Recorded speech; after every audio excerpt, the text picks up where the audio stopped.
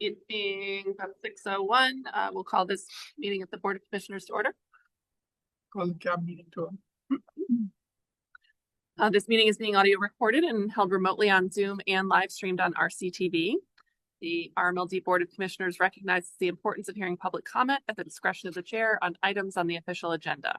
Once recognized by the chair, all persons addressing the board shall state their name and address prior to speaking. It is the role of the chair to maintain order in all public comment and ensuing discussion. Do we have any public comment? Okay.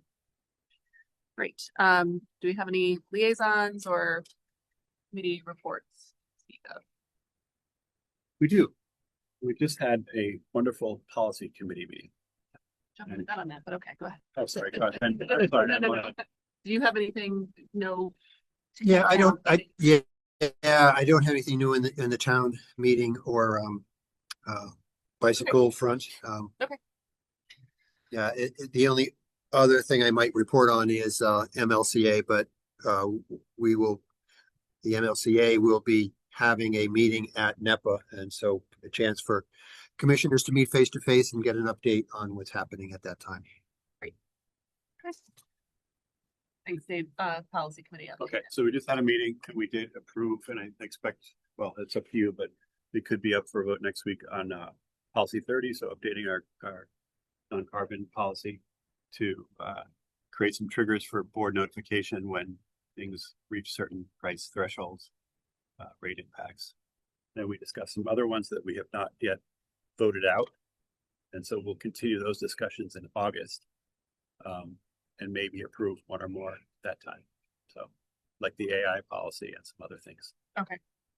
So one recommendation. One got voted out. Yes, okay. correct. Yeah. Okay.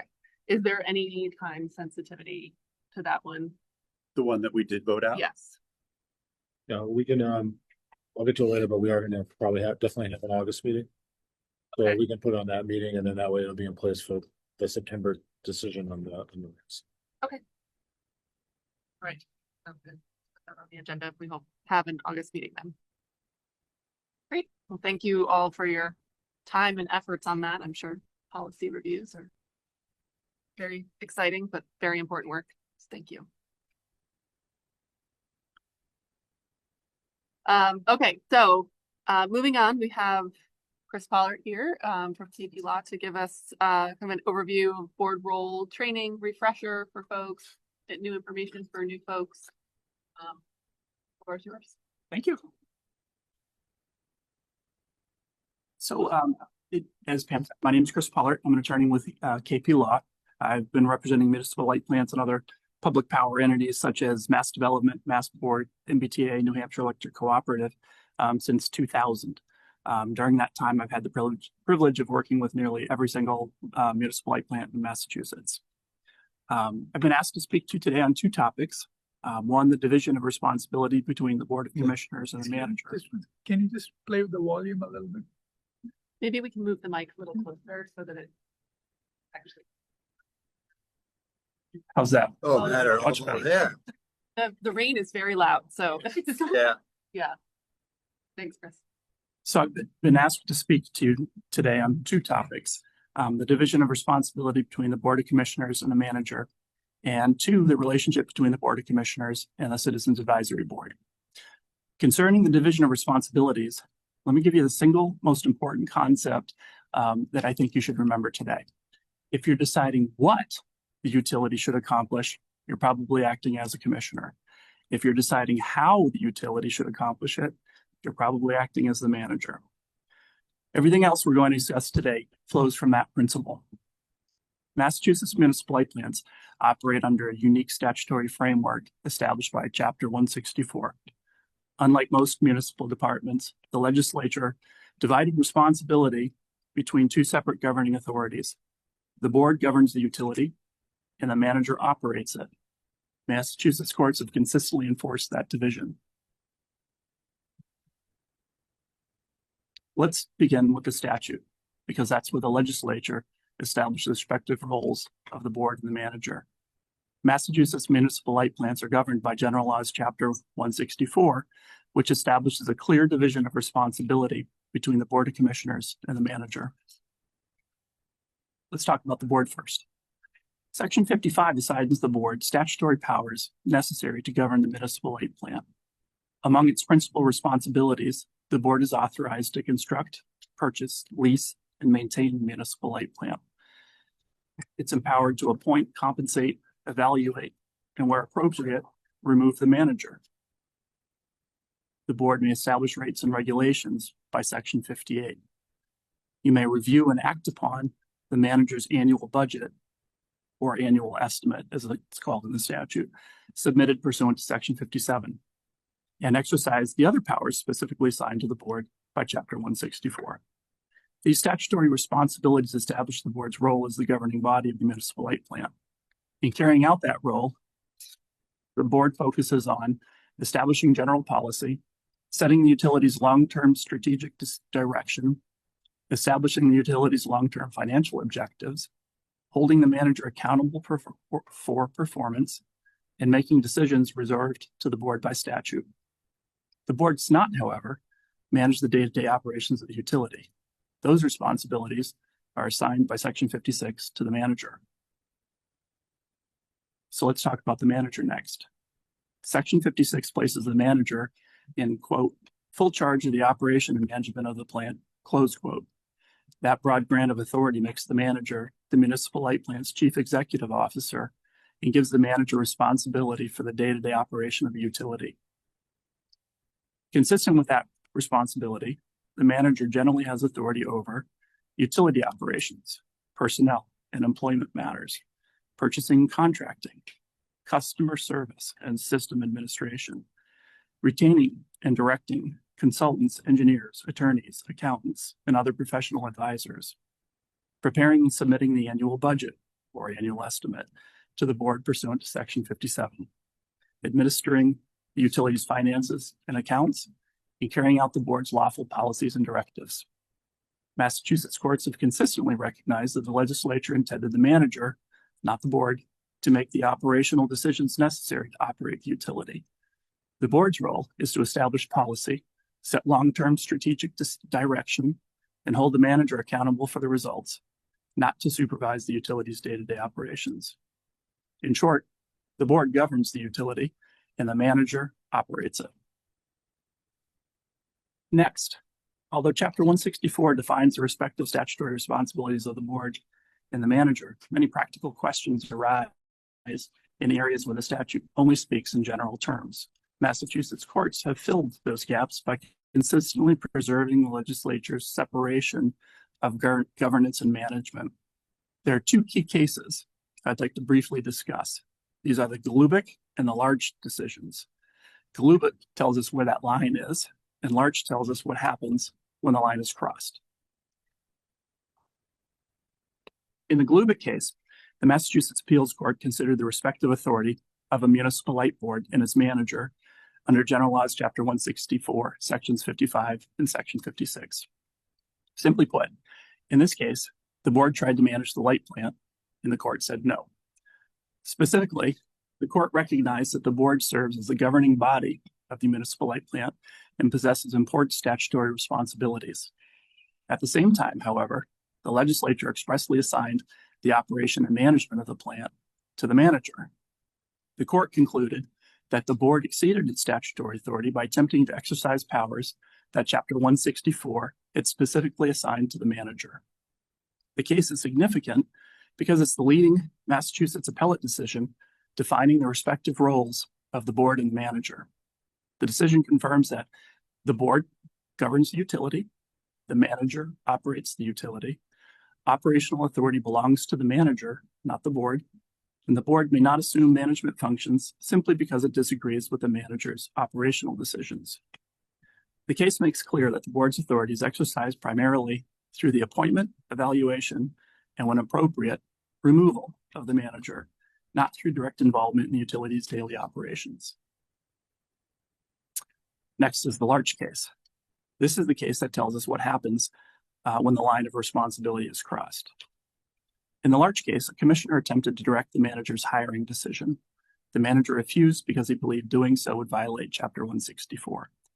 After further interference from individual commissioners and ultimately the board, litigation followed. The First Circuit ultimately reinforced that personnel decisions belong to the manager.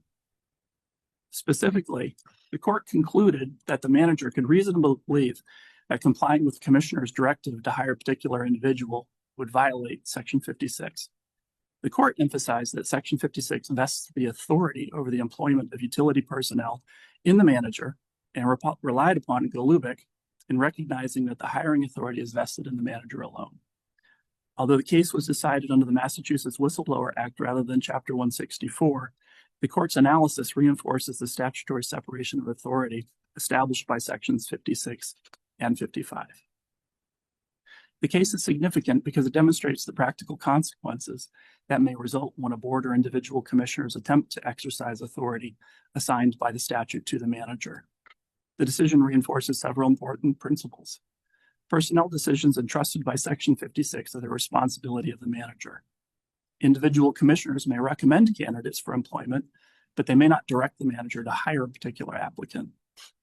A manager refuses to carry out a directive that the manager reasonably believes would violate Chapter 164 may be protected under the Massachusetts Whistleblower Act, and continued interference with the manager's statutory responsibilities may expose the municipal light plant to significant damages. In summary, the Larch case illustrates that the separation of governance and management is not merely a matter of good governance, it has legal consequences. Commissioners should avoid directing hiring decisions, involving themselves in day-to-day personnel matters, or taking actions that effectively substitute the board's judgment for that of the manager on matters entrusted to management by Section 56. If the board is dissatisfied with the manager's performance, its remedy is to evaluate the manager through the board's lawful governance authority, not to assume the manager's statutory responsibilities.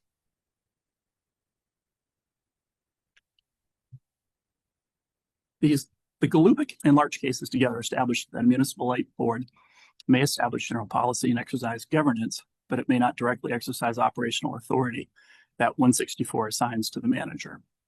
Massachusetts courts have consistently rejected attempts by boards to substitute their judgment for those of the manager on operational matters. Next, let's talk about some collaborative governance issues. Although Chapter 164 establishes a clear division of authority between the board and the manager, the successful operation of a municipal light plant depends upon a collaborative working relationship between them. The board's responsibility is to establish general policy, provide strategic direction, and make the decisions assigned to it by statute. The manager is responsible for implementing those policies and managing the day-to-day operation of the utility. Many of the utility's most important initiatives require meaningful participation by both the manager and the board.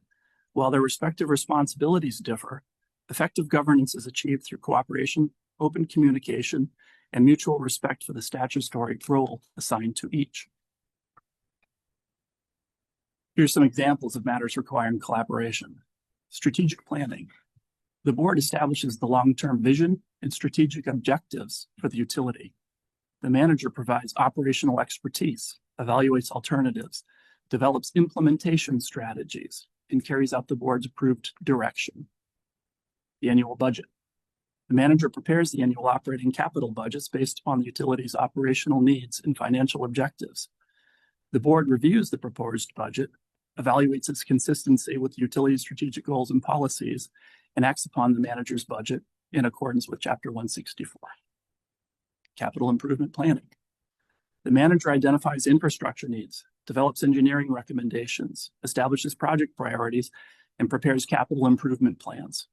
The board reviews those recommendations, establishes overall priorities, authorizes major capital expenditures when required, and monitors project progress. Rate setting. The manager develops rate recommendations and supporting financial analyses. The board reviews those recommendations, considers the financial needs of the utility and the interests of the ratepayers, and establishes rates pursuant to Section 58. In concluding, I note that whenever you're uncertain whether something belongs to the manager or to the board, ask yourself one question. Am I deciding what the utility should accomplish, or am I deciding how it should accomplish it? If it's what, you're probably acting as a commissioner. If it's how, you're probably acting as a manager. That simple question will answer most governance issues you'll encounter. So I've concluded the legal portion of the presentation, and we'll finish with a few examples, because these are the types of questions that commissioners actually face and that we've actually been asked. Example 1, the general manager wants to hire a new line worker. Who makes that decision? Jason. It's an easy one. The manager. It's a personnel decision entrusted by Chapter 164 to the manager. We've actually been asked that question. The board believes that the utility should improve reliability by increasing tree trimming. Who makes that decision? GM. The board. No policy. It's a policy and a strategic decision. No, that's the GM. How about how many crews to hire when the work is done? When the work is done, and which circuits are trimmed first? That's the manager. Bob 3, a commissioner receives a complaint about a billing problem. Should the commissioner call an employee and tell them to fix it? No. The commissioner should refer the concern to the general manager. 4, the board wants to improve reliability over the next 5 years. Who decides this? The board. Yeah. The board does. Who decides how the reliability improvement is achieved? The manager. Last one. The utility needs to purchase a new bucket truck. Should the board select the manufacturer? No. Selecting the equipment and administering the procurement is a management responsibility. So these examples illustrate why Chapter 164 is structured the way it is. The legislature wanted clear lines of responsibility and accountability. When commissioners focus on governance and managers focus on operations, municipal plants function efficiently and avoid the legal problems we discussed in Galubic and Larch. So I'll leave you with the same principle we started with. If you're deciding what the utility should accomplish, you're probably acting as a commissioner. If you're deciding how it should accomplish it, you're probably acting as the manager. Can I ask a question about the last example? Yeah. So we obviously have to approve purchases. And that part of that approval is the review of the bid process and the selection of the particular manager. So we're saying yes or no. We're not saying no, go with the other bidder, right? But we are impacting what they can do if they say no. So how are we thinking about it? Generally. Yeah. Right. But you're not saying you need to buy the Ford. You might be saying, okay, we've set a budget of this and you need to, stick with that budget. And if the Ford is the only one that's under the budget, then in essence, you've done that, but you haven't done it by saying you must select the Ford. Thank you. And follow up to that if we're supposed to follow 30B purchase requirements and the presentation to us is, and we follow the procedures and here are the bids and the qualifiers, then we can affirm that the process has been followed and approve that. If yeah, my friend just got a good deal on a bucket truck. I want to buy it. Well, where's the 30B procedures? We would say no to that not because we aren't approving the need for a bucket truck, but the procedures aren't followed in procuring it, which is a policy requirement, and we would be overseeing that. Unless the manager has a good reason for not following 30B, because 30B doesn't apply to municipal light plants unless they have their Yep. procurement requirements and yes. policy. Yes. Go ahead, Dan. on a budget, we approve the budget, correct? Correct. So, and that means something. When budget lines say what they say, does the manager then have the ability to infinitely move things around without coming back to us? Not infinitely, but to spend in ways that aren't specifically enumerated in the budget. It's a very nuanced question. What the statute requires is that a manager submit to the board an annual estimate of costs and receipts. There's nothing in the statute that expressly says the board approves that, but everybody understands that if the manager is submitting it to the board, it makes sense that the board approves it. But it also comes down to what's in that budget. There's no requirement that a budget be submitted to the board with a line by line item. The statute just says an annual estimate of receipts and costs. So So it's unclear whether having approved it, let's assume that that means we do have the power to approve and that the approval or not approval by us has any meaning in the law. Let's assume it does have meaning. Does it then mean the GM cannot make significant changes without coming back to us for a vote? this is, again, it's nuanced and it's going to come down to specific facts. If there's like an attempt to put in a budget that you can't spend more than $5,000 on tree trimming. Well, sure, if it's ridiculous. Not good, Right. exactly. If it's 500, maybe it makes sense to come back. But an absolute legal requirement to stick within line items, I don't think so, because the statute just isn't written that way. But if, the budget was submitted to you, and I'm making the numbers up, for $10 million, and the manager has determined that expenditures in excess of $10 million need to be made, absolutely, he needs to come back to you. Do we oversee the general manager? You have statutory governing responsibilities.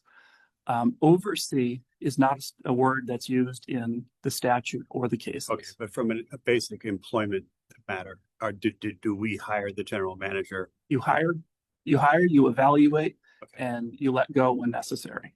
As part of evaluating, is it reasonable that we should obtain information about performance or concerns that involve the general manager if they should arise? Performance. So give me performance and concerns about the general Well, manager. I mean, for example, and I know you were here 10 years ago reviewing all our policies, and we're in the process of now doing that again. And when we get into the details, we're speaking purely hypothetically here, but there are many categories of problematic things that can happen. And the GM spells out, for example, if there's workplace violence in the company, the GM has to know about it. It's going to no tolerance, blah, blah, blah. Same with drug and alcohol, same with fraud, anything like that. It's super clear that the general manager, and of course, oversees the utility. None of us do with any employees. Sure. But what if the hypothetical happens in the future that a concern of that nature involves the general manager? Do we have to be told about it without exception? I think it's reasonable for you to have a policy that says if there's an allegation against the general manager, that you're apprised of it. Okay. And it doesn't just get handled by his direct reports. This gets tricky. Yes. I'm not sure who else can handle it. The board doesn't have the authority to investigate and hire and figure that out. But to get the information. So the way the statute is set up is, the general manager is the ultimate operational Correct. authority. All employees report to him. So he could direct somebody, human resources, to advise you and get you the information that you need. But we don't oversee any of those people. But that's true of any company. IBM, same thing. That board would have to rely on the CEO of IBM to have staff advise the board. Sure. At big corporations with tens of thousands of employees, it works like that. Yeah. Okay, it works But with most where companies. It can get, you would acknowledge it could get, if there were ever a situation in the future that it could be challenging to navigate something of that nature. It could be challenging Because of certainly. this categorical way that this is being described, because it effectively means only the GM has the power to direct people to share information. But you have the ultimate authority. Right. Because if there's an allegation made against the general manager, and there's the litany of issues and problems, and you're not happy with the general manager because he hasn't directed his staff or done proper things to keep you advised, Right. You let him go.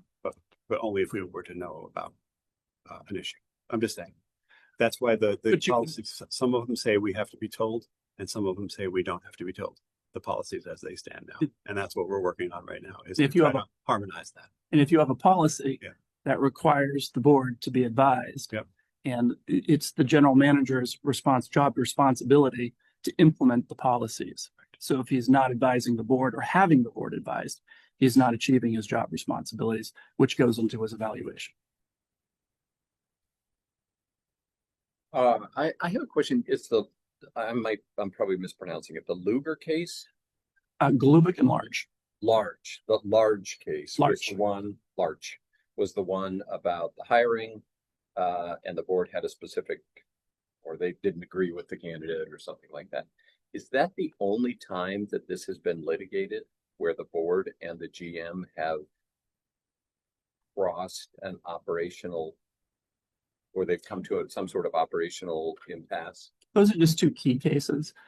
So the Glubik case is the general manager hires counsel, consultants, engineers, and the Large case, their commissioner had directed, it had involved labor consultants, and a particular commissioner directed the general manager to hire a particular labor consultant. General manager had already hired somebody. So he said, no. Another commissioner got involved, said, we want you to hire this labor consultant. General manager said, no. The board got together. They vote, hire this labor consultant. General manager said, no. Then they fired him.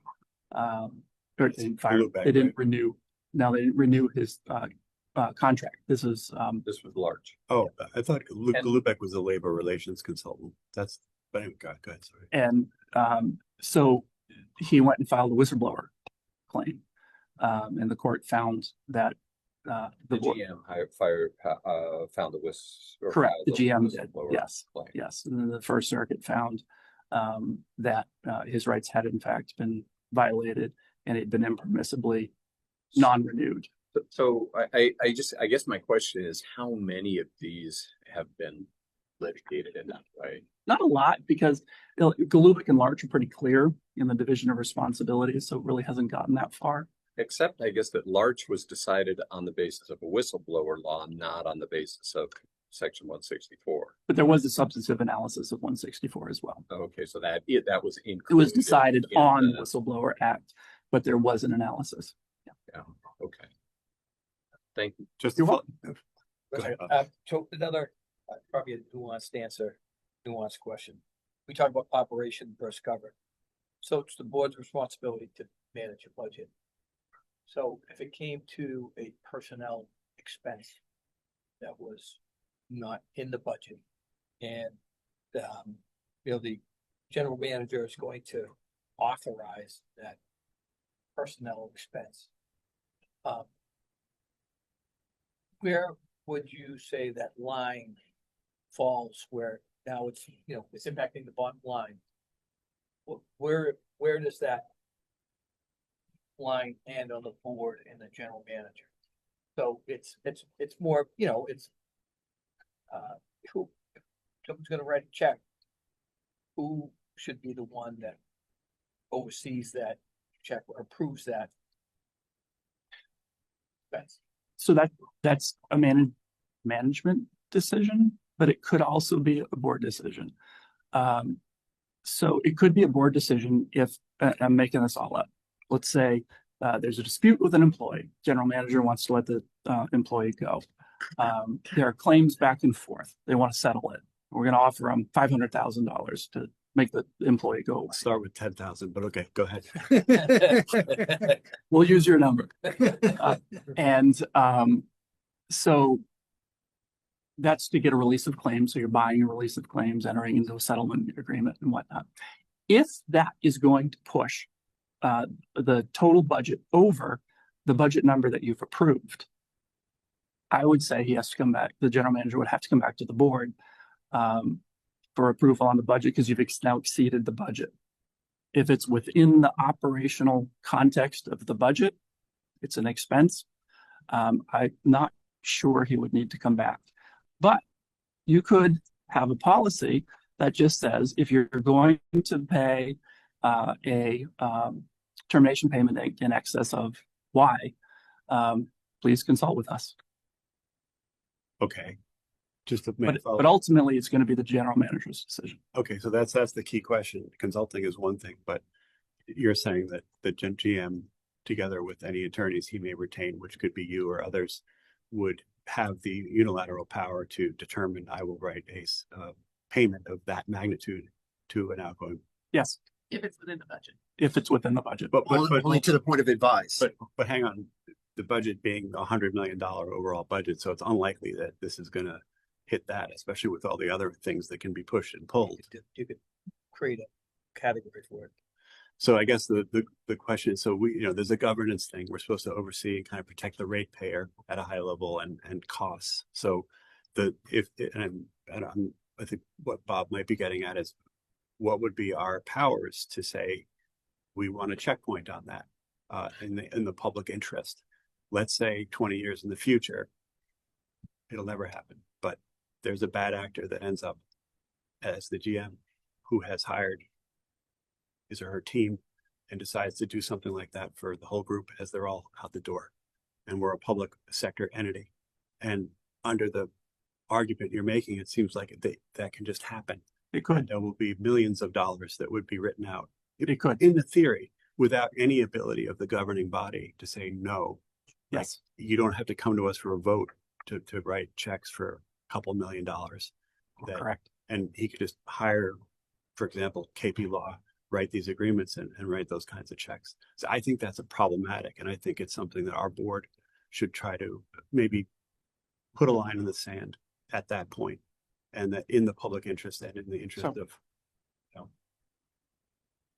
to protect against that type of unlikely but possible scenario. I hear you, and it's a tricky and concerning issue, but it all comes back to who has what responsibility under General Laws Chapter 164 I in understand. the cases that have decided that there's no general oversee component of the board's job.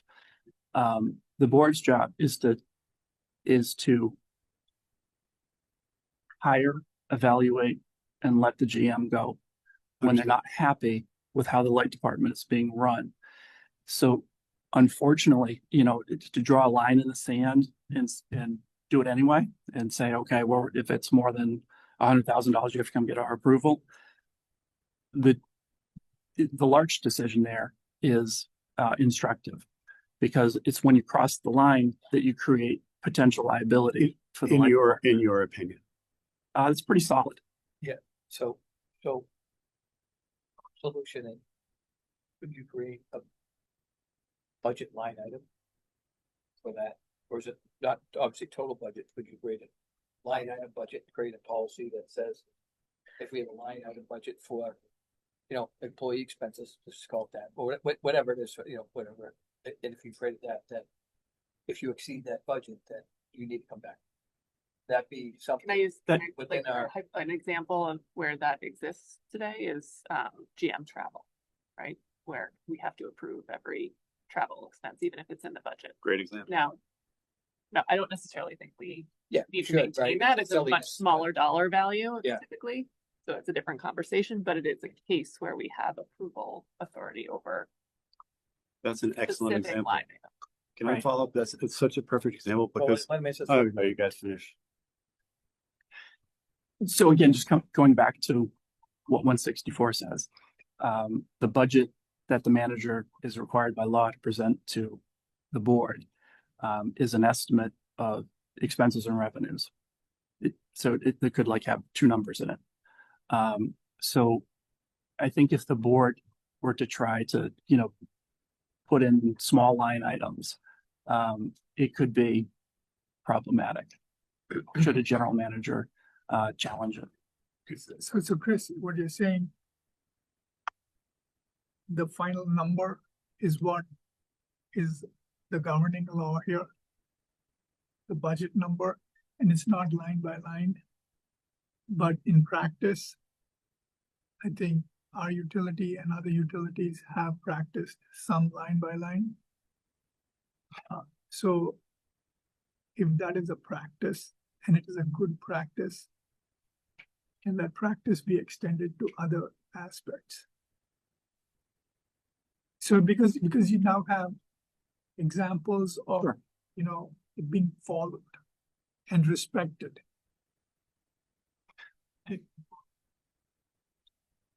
So the absolute enforceability of the budget comes down to what's in the statute. When you start to deviate from that, it just becomes a little more risky. And excuse me, how much you deviate from that is going to dictate the level of risk. I think the key is really to have excellent communication with your manager. I mean, the other part of it is you do a cost benefit analysis or some sort of risk analysis. Dave, to your example, if you're concerned about, millions of dollars walking out the door, under a bad actor, maybe you set a threshold, $500,000 or something and hope that it works.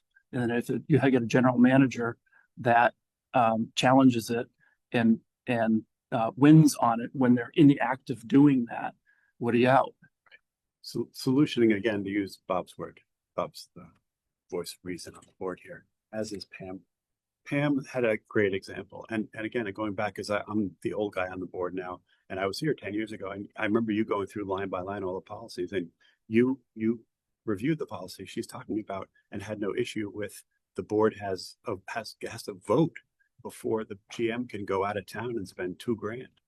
And that was something that went through you, and you're one of the leading guys in the state on these matters, or so I understand. So then, if that's something that you approved then for such a picayune amount of money, why would it be that, I guess what we're saying is we need your help in extrapolating that out for bigger types of matters, like the one Bob brought up. Sure. And not just be told, well, it's 64, it's all the manager, and that's not what I'm trying to do. I know.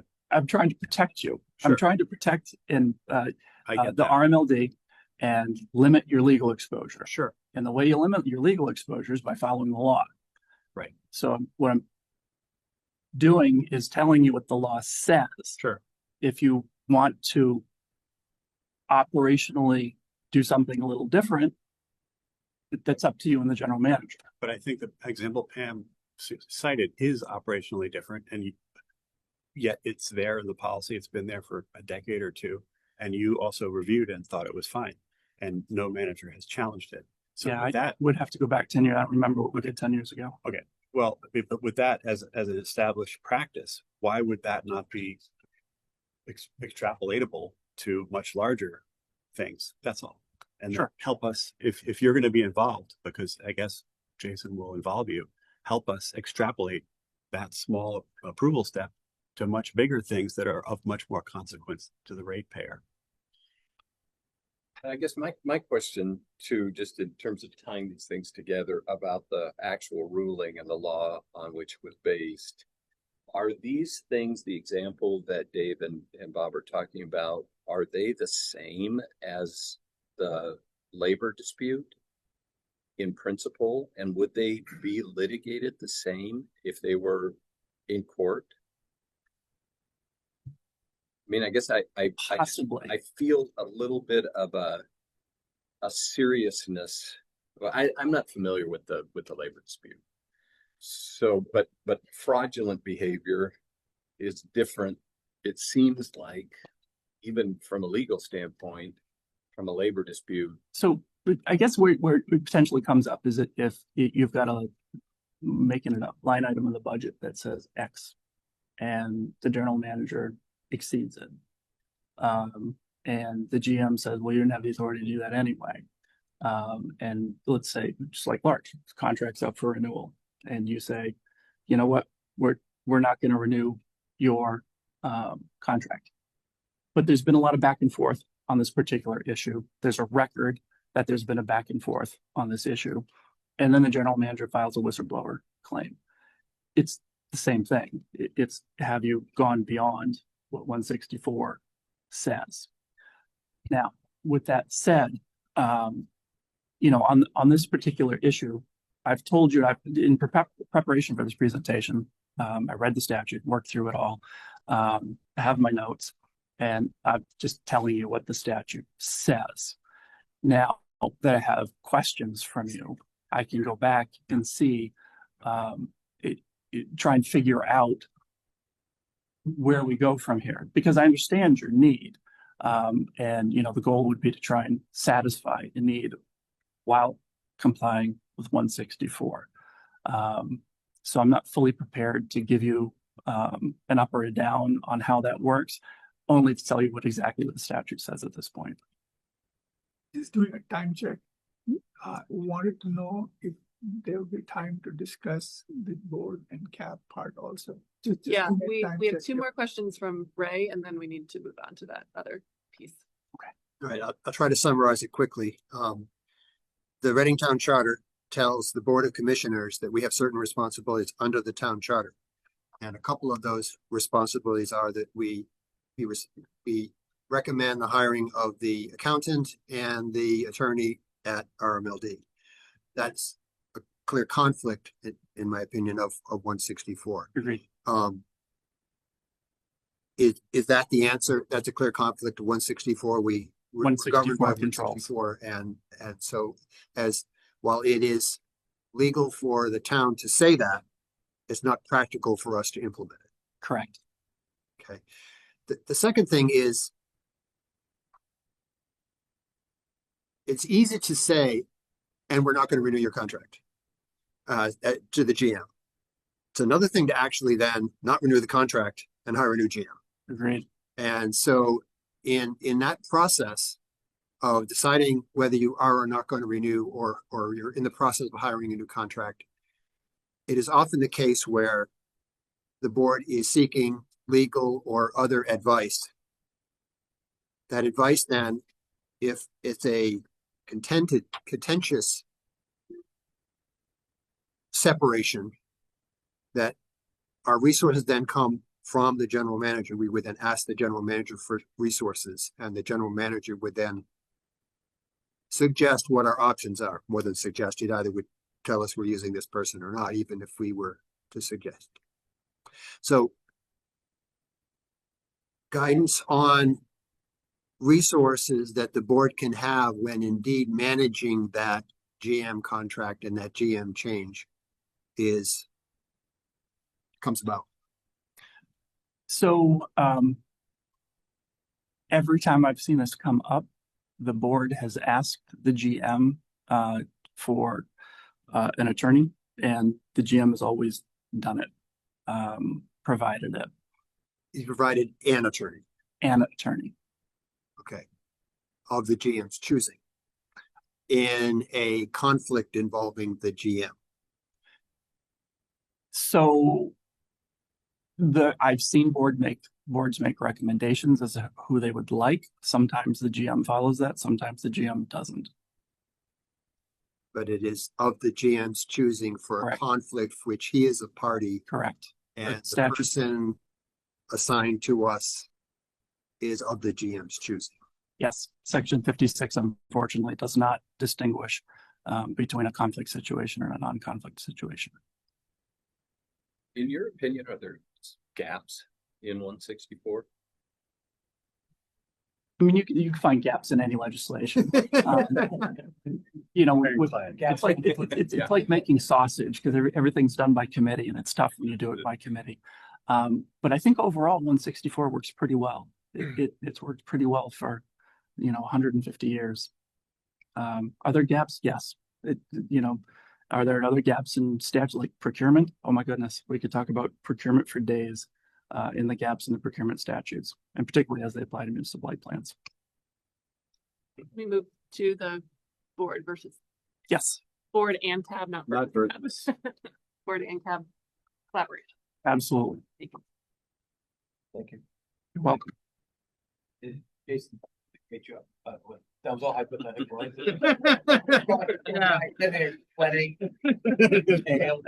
Like, oh boy. I agree, it is.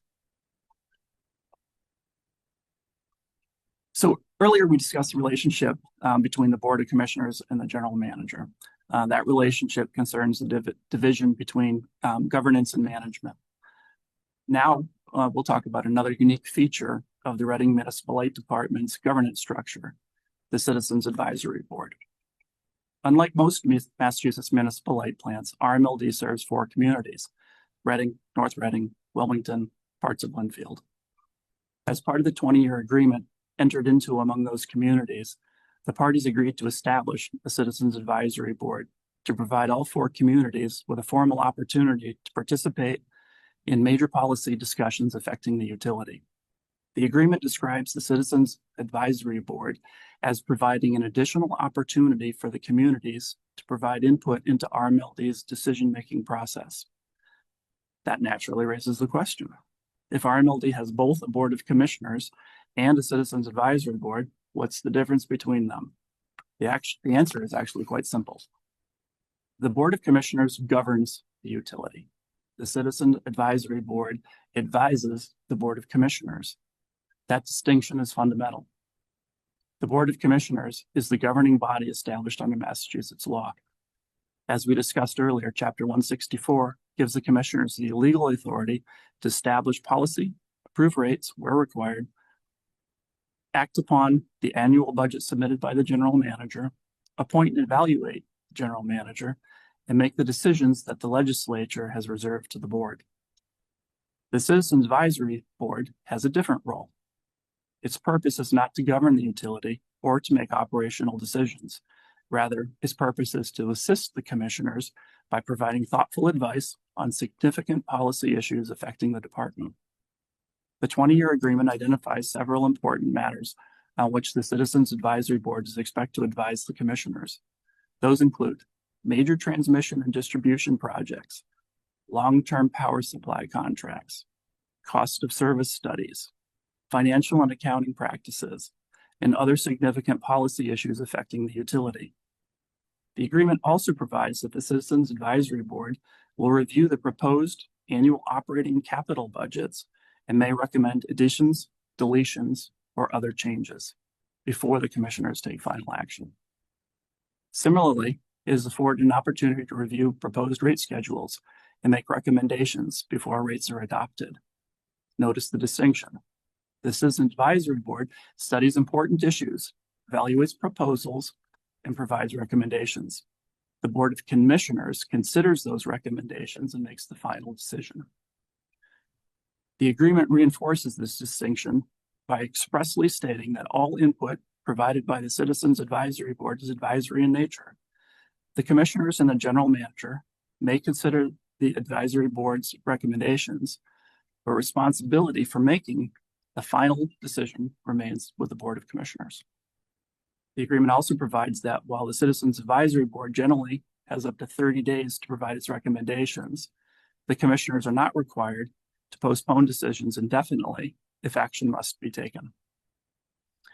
It's equally important to understand what the Citizen Advisory Board does not do. The Citizen Advisory Board does not supervise employees. It does not direct utility operations. It does not negotiate contracts, and it does not manage the department. As we discussed earlier, Chapter 164 places the operation and management of the municipal light plant in the general manager. The 20-year agreement expressly recognizes that statutory responsibility. Accordingly, the Citizens Advisory Board advises, the Board of Commissioners governs, and the general manager manages. When each group fulfills its respective role, the governance structure established by the 20-year agreement works exactly as intended. The Citizens Advisory Board brings regional perspectives, technical expertise, and thoughtful recommendations from all four communities. The Board of Commissioners carefully considers that advice and exercises the legal authority entrusted to it under Massachusetts law. The general manager then implements those decisions by operating the utility on a day-to-day basis. So if you remember only one thing from this discussion, remember this. The CAB does not make decisions, it informs them. The Board of Commissioners makes those decisions and is accountable for them. And the general manager carries those decisions into effect through the day-to-day operation of the utility. Those are three distinct roles, and each is essential to the successful operation of the Reading Municipal Light Department. The 20-year agreement was carefully designed to preserve those separate responsibilities while ensuring that all four communities have a meaningful voice in the future of RMLD. Thank you. Any further questions? Any questions? Piece of cake. So what's the hard part? Thank you for the overview. Appreciate it. You're Very welcome. helpful. Definitely raised some follow-up questions, so Yes, the right time to have you come back and share some thoughts on kind of resolving some of those other questions. that sounds great. Excellent. Thank you. Thank you for your questions as well. All right, thank you. Thank you. Right. So we're gonna move to procurement request for approval. We don't have to do that. He can do that all by himself. To adjourn.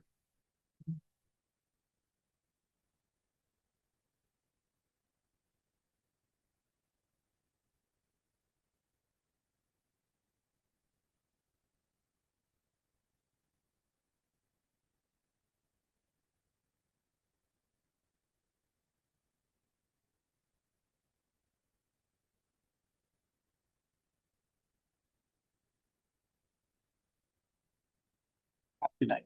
Thank you, you too. Drive safely.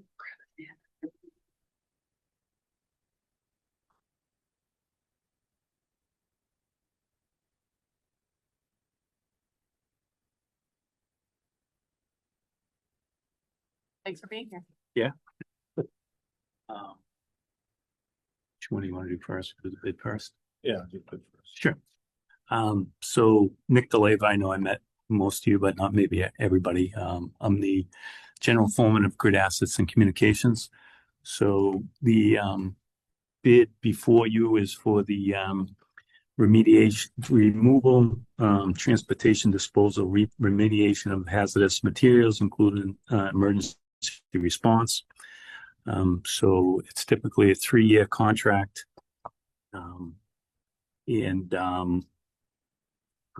It went out to 15 companies for bid, the IFB.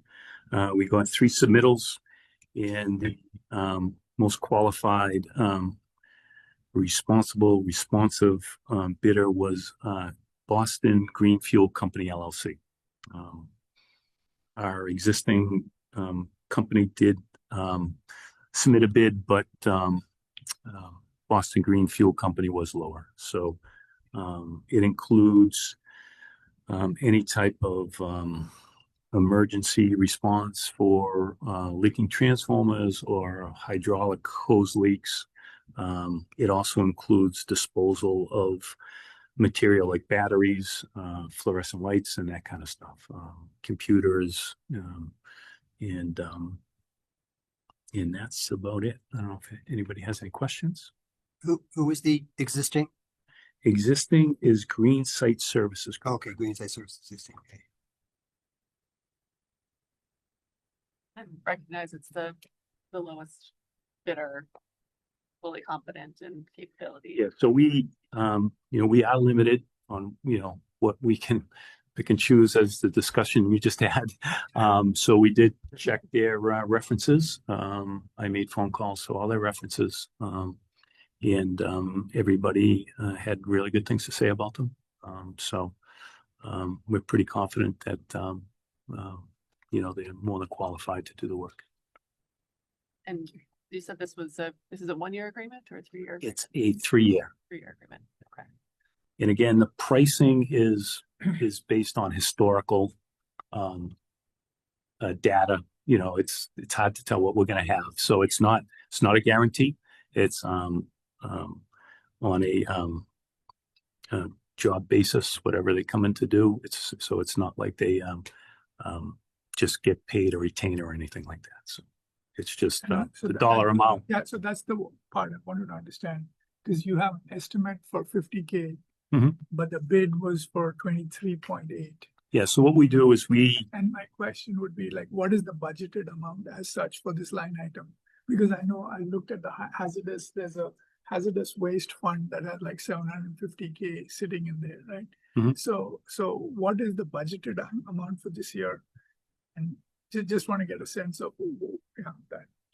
Sure, I can't speak too much for the budgeted, but as far as also what falls under budgeted for hazardous material is we work with another vendor Again, as far as disposal of transformers.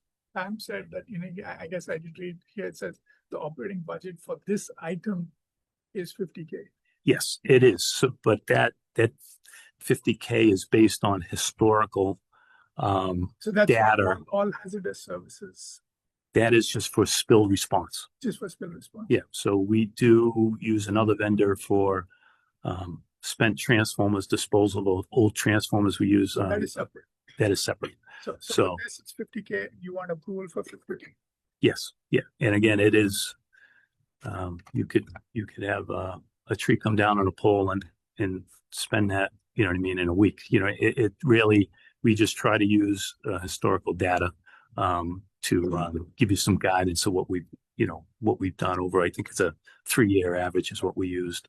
And as far as their dollar amount, we set up some typical jobs. We tell them, what kind of equipment they need to bring, how long it's for. So it's an apple to apple comparison. So, and that's where those numbers come out. Any other questions? Okay, I think this is just a board motion. Okay. Think about it. IFB 2026, remediation, transportation, and disposal of hazardous materials. Move that IFB 2026-17 for removal, transportation, disposal, and remediation of hazardous materials, including emergency response services, be awarded to Boston Green Fuel Company, LLC, for an estimated amount of $50,000 per year pursuant to MGL Chapter 30, Paragraph 39M, as the lowest responsible and eligible bidder on the recommendation of the general manager. Second. All those in favor? Motion carries 5-0. Great. I think we have an AMI update. Yes. Okay.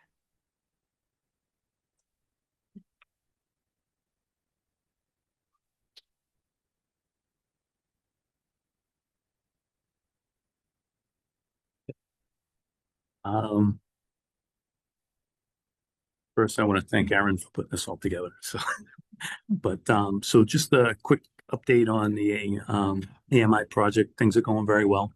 I know there's been some requests for some information. So, this is our first crack at it as far as giving you guys a dashboard of what we're doing, how many meters are done. And that will be on the second slide. But as far as this first slide, we have a pie chart on the actual meters themselves. We have right now in stock, or at the time we did this, is 62% of the meters were in stock. 21% of them have been installed and are in service at customer locations. And we have about 17% on order that will all be delivered by the end of this year.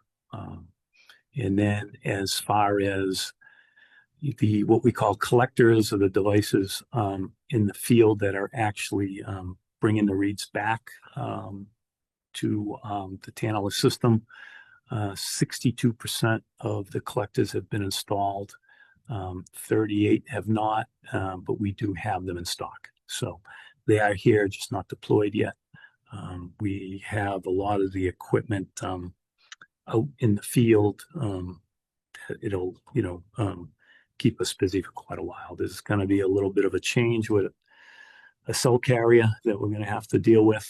So that's why we haven't deployed anymore. So, but T-Mobile bought US Cellular or something like that. So we have to make some changes with that. So. What do we anticipate the percentages will be by the end of the calendar year? End of the calendar year, my target, somewhere, between 50 to 60% would be my target. Of the residential meters? All meters. Okay. Combination. The next chart will kind of has it broken down more in by residential and commercial meters. But as a whole, I think we realistically will be between 50 and 60%. Can we see the next slide? Sure. Anybody have any questions on this one? Yeah, go to the next slide. I mean, Pam asked about what will be done by the end of this year. Yep. I think if you see like towns like North Reading and Linfield, they don't have much deployment. So could you give people a sense of how long it'll take for the other towns to catch up? Sure. Especially, Reading is going first, but just Sure. So the best deployment method for this type of system is density. So it skipping around going to different locations is it's not gonna function well. It's important that we get these reads right away because these reads are being exported to an MDM system where a lot of analytics can be done. So missing data is not good. It can fill in some gaps, but you don't want those gaps to be too long. So we established two pilot areas. One was in Reading and one was in Wilmington. So that's why you see the numbers there are more in those locations. So we do have some collectors out in the other areas. We're ready to deploy there. It's just we do move back and forth between Reading and Wilmington depending on billing schedules.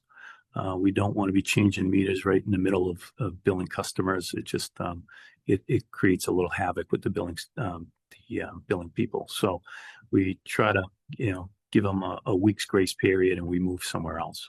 But we will be close to being done with Reading by probably towards the end of the summer, into September, as a whole, you know what I mean?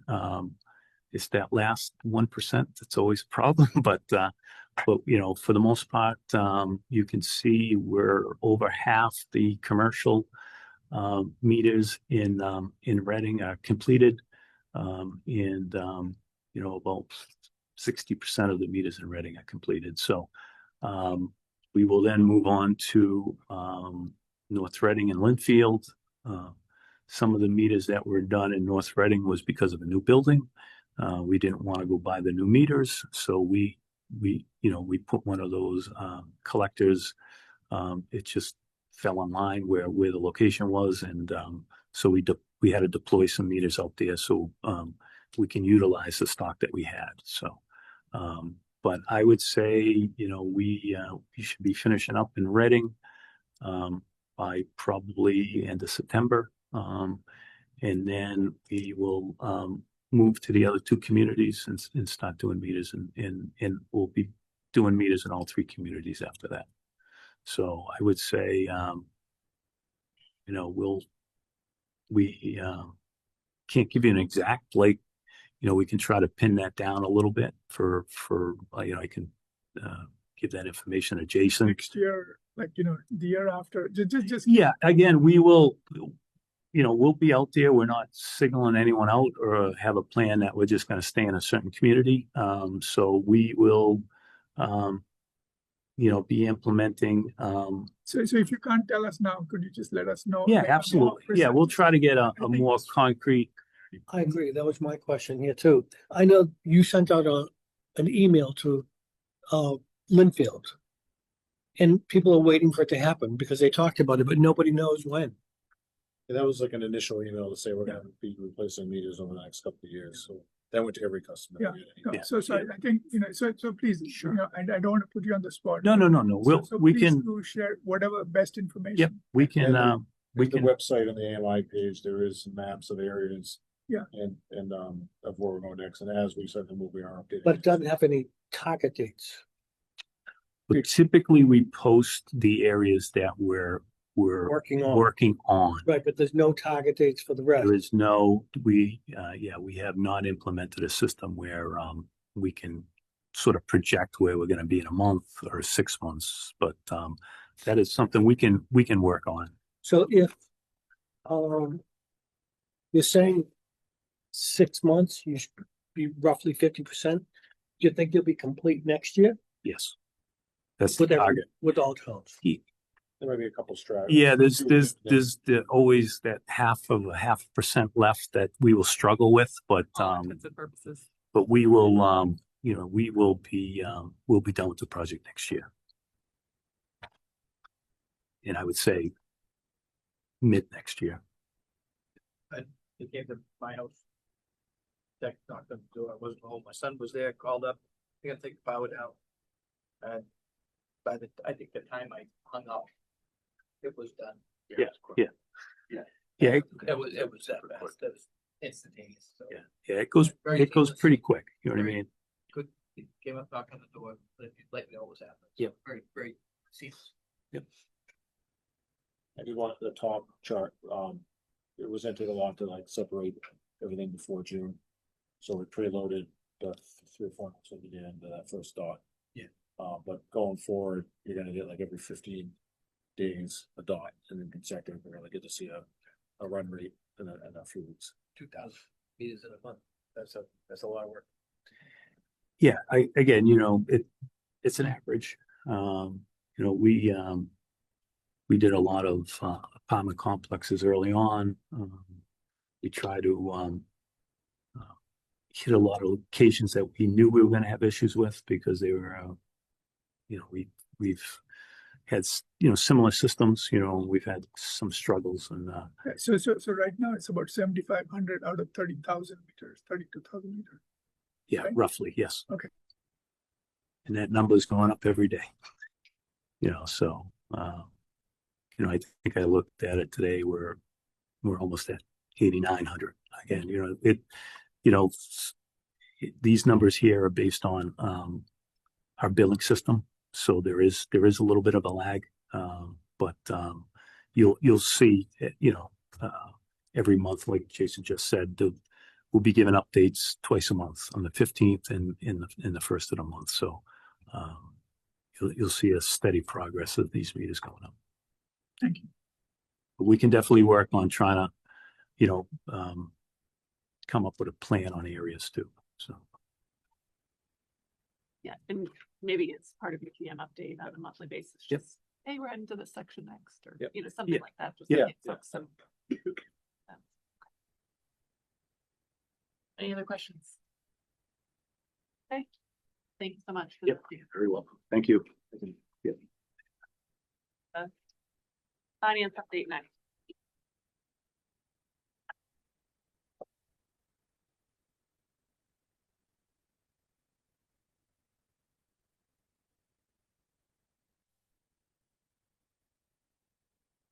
Hello.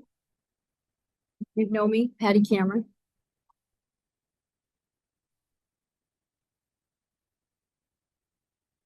So we're going to look at the financial position of the company mid-year. Go to the next slide. So these are some of the things that we've been working on. We paid the 4 towns the voluntary payments, which was the total of 1.2-ish million. Oops, sorry. And then that hits the cash in June. We also paid the first 2 prepayments of the below the line payment, and that was paid in July. That was the 1.2 million.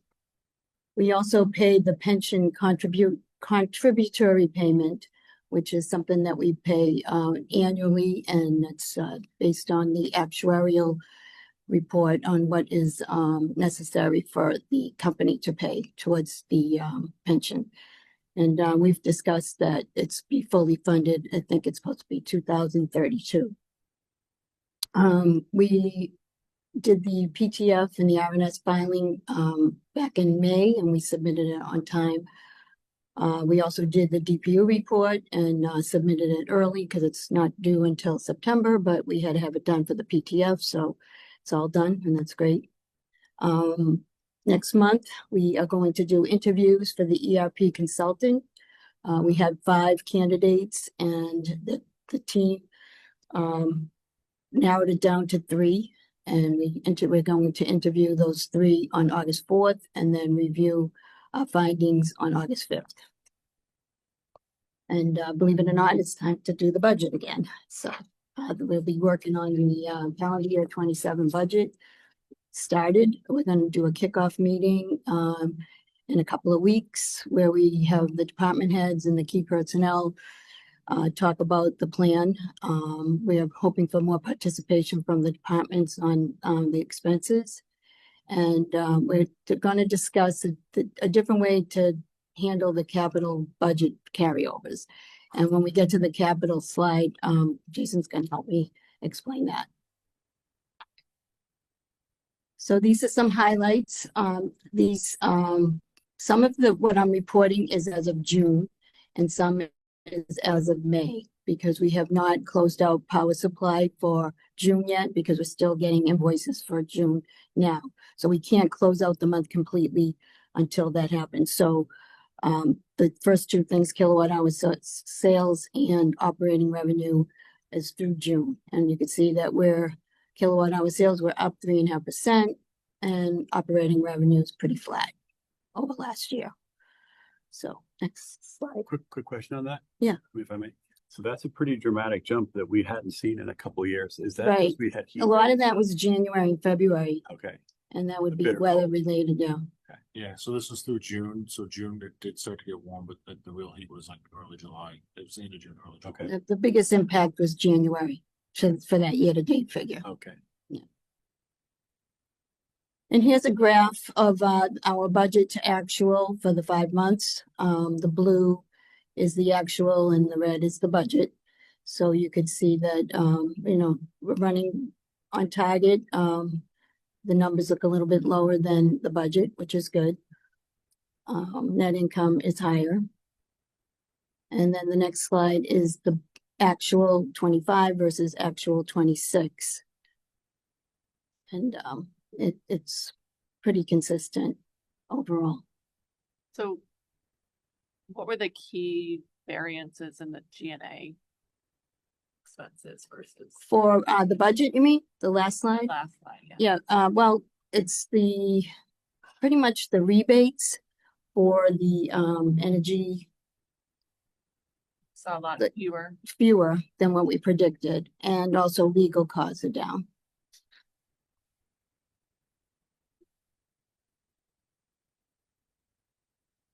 I think next slide, yeah.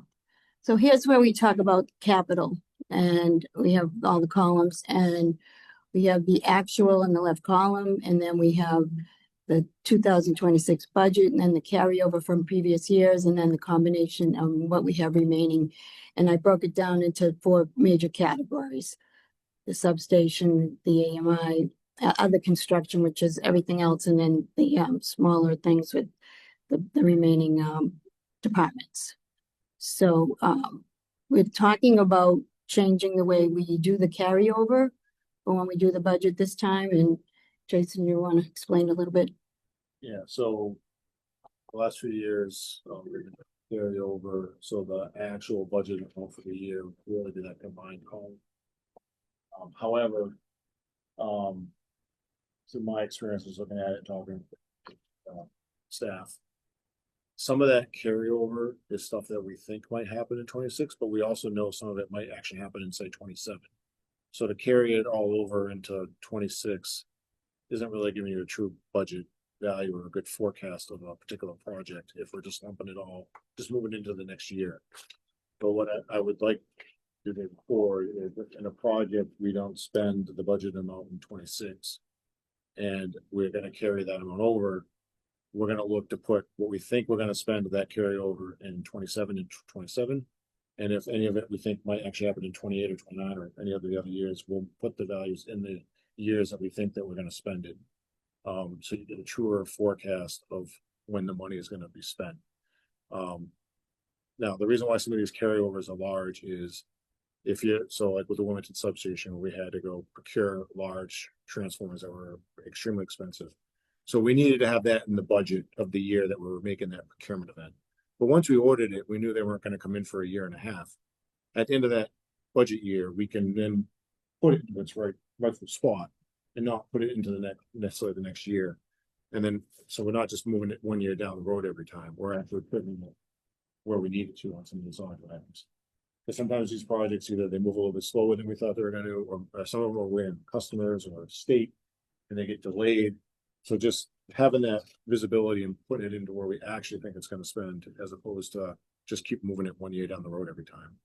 So that's kind of the thought process, and I thought that this chart was kind of a good example of how you could see that, which is why you have $12.7 million of carryover in the Wilmington substation.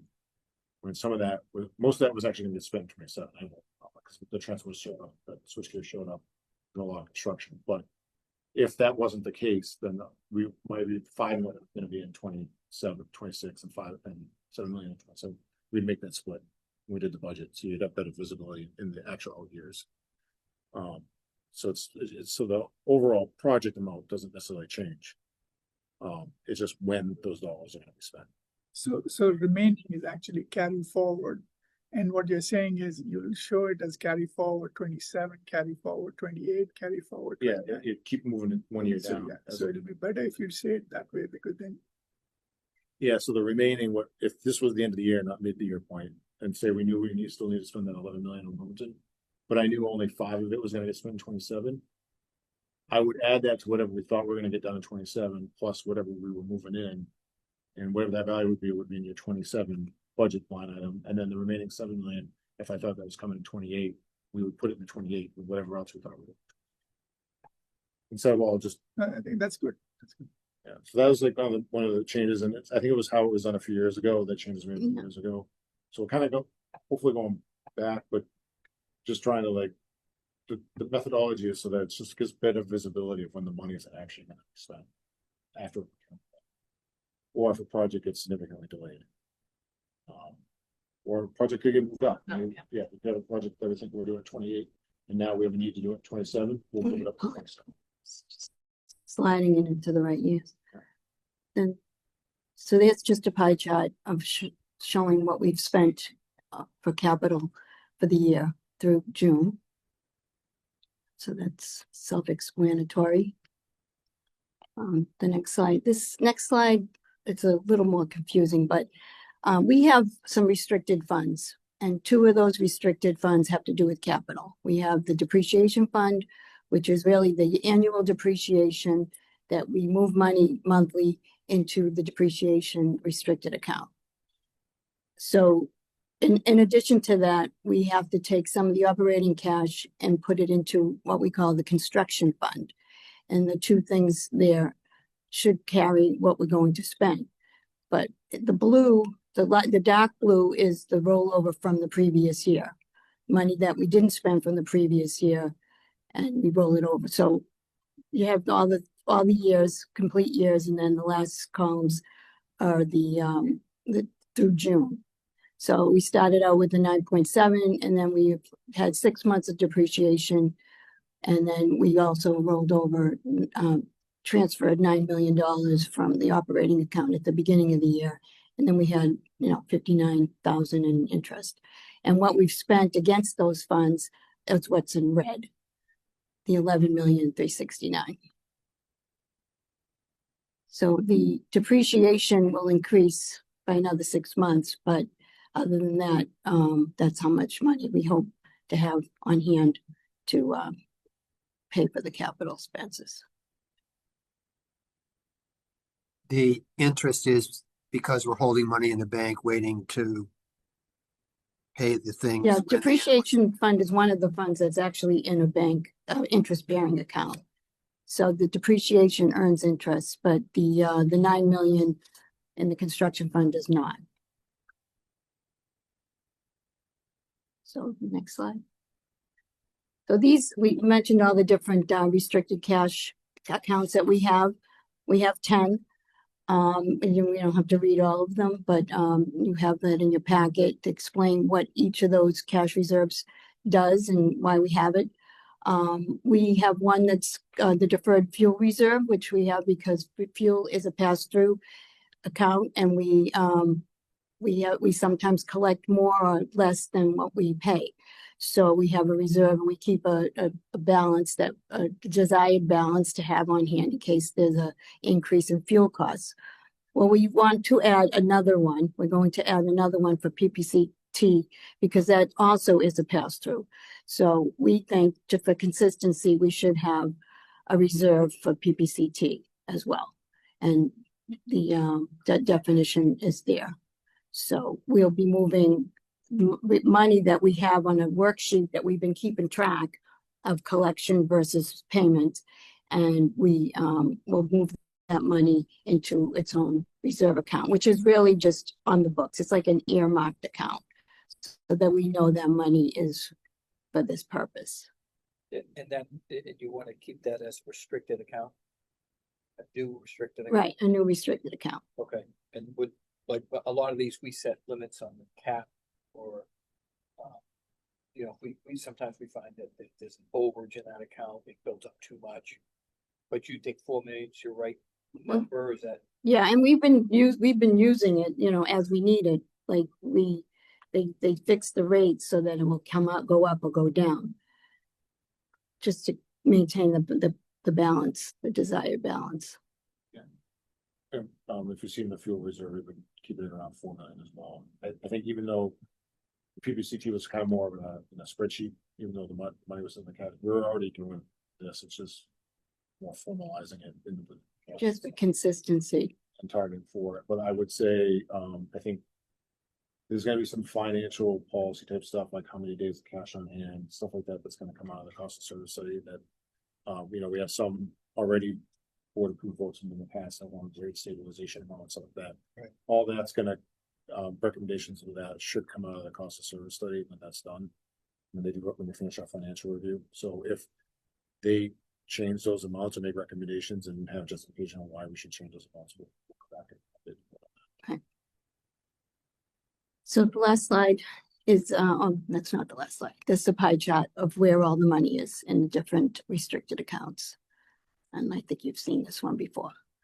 So then the last slide is, this is something that's in your packet every month, a monthly cash flow report. Shows, you know, the money coming in and the money going out and then the transfers. This is a year-to-date one through May, and it shows where we started at the beginning of the year and where we're at now and what, you know, the net effect is. And you could see the money and the restricted going in and out.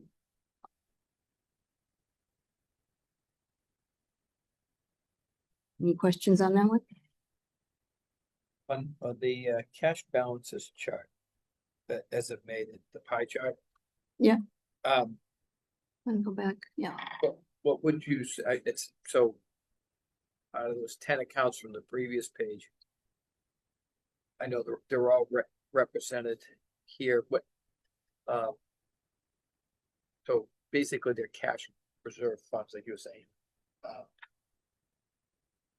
there any way to like put them together and next time we talk about it, not now, but just to say what chunk of that cash reserve it is, because it's kind of we can't touch it other than the PPCT account. Other than that, it's really a lot of those funds are that they're there for a purpose. Right. Just want to understand what total of the 58 it is. 58. Which total, sorry. The subtotal of those 10 accounts. What's It's the right sub there. It's 58 58. million. of So if you- 58 million? So if you go to, you mean in total?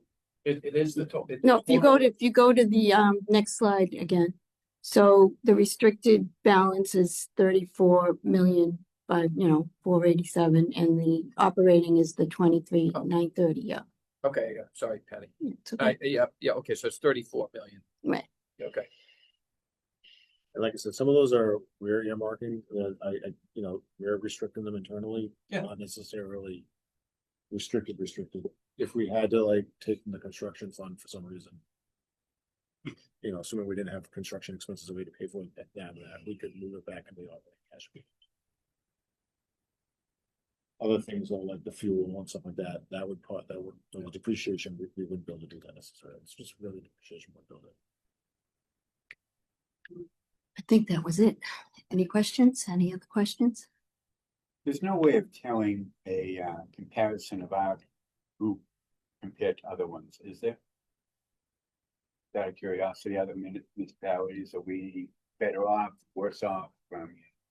Because we don't get a chance to look at their books, do we, or is that? I guess the closest thing you could do would go to the DPU site and look for other site plan DPU annual reports.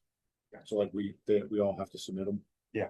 So you could go look and right now there's probably only a handful that are submitted because like Patty said, for the full transmission, the PTF filing, we had to have it done. But that's because we have transmission facilities that we get revenue back on. Most light plants don't have that, so they don't file until like September. So you could, if you went to go look now, most of them you'd see would be 2024, 2025. Some, a lot of them actually put on their websites too. If you go to their websites, they'll have their DP report. Thank you. And they'll also have their financials too, right? Yeah, I mean, financials, yes or no. I'd like to point to the DP report because it's all in the same format and it's structured. That's why they do it. So everybody files exactly the same, so it can make for that comparison purpose.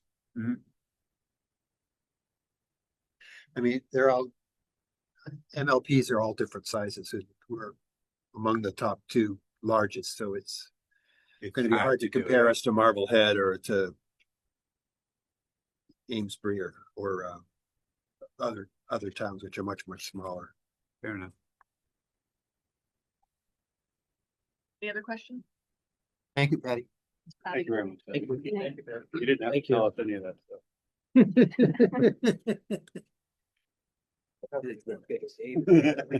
I want angry Dave to go away. What do we have to?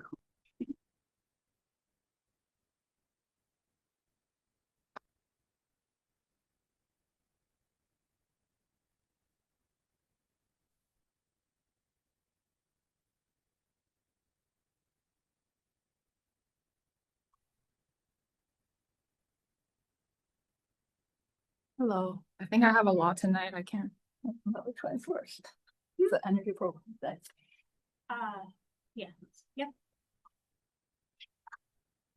Yeah, we have two topics, right? IRD update and then the annual report for you. And then the executive session. Oh, yeah. Looking at the next 25 minutes for now. Okay. Go ahead. Go fast. So just a reminder, I think we've settled on each January, I'll provide an update on the energy efficiency and electrification programs, which is both mostly the rebate programs for the past year. And then every July, I'll give this part 2 update, which is mostly on the demand response programs. So these 2 updates will cover most of our customer programs, which also includes a little bit of our own kind of large asset management. So this is the summary of the peak demand reduction that we've achieved last year. All these numbers are also in the 2025 annual report. I'm not gonna read all this. I just want to highlight actually the first one, which was the first time we were able to quantify the reduction of the voluntary residential peak alert program participation, and we have collectively over 13 hours of peak, collectively 9 megawatt of reduction. So that is significant, and the average over the 2,600 customers is only like 0.2 or 3 kilowatt reduction that you need to do for the whole year to achieve 9 megawatt. Just imagine if you do it every month, and then that will kind of multiply more.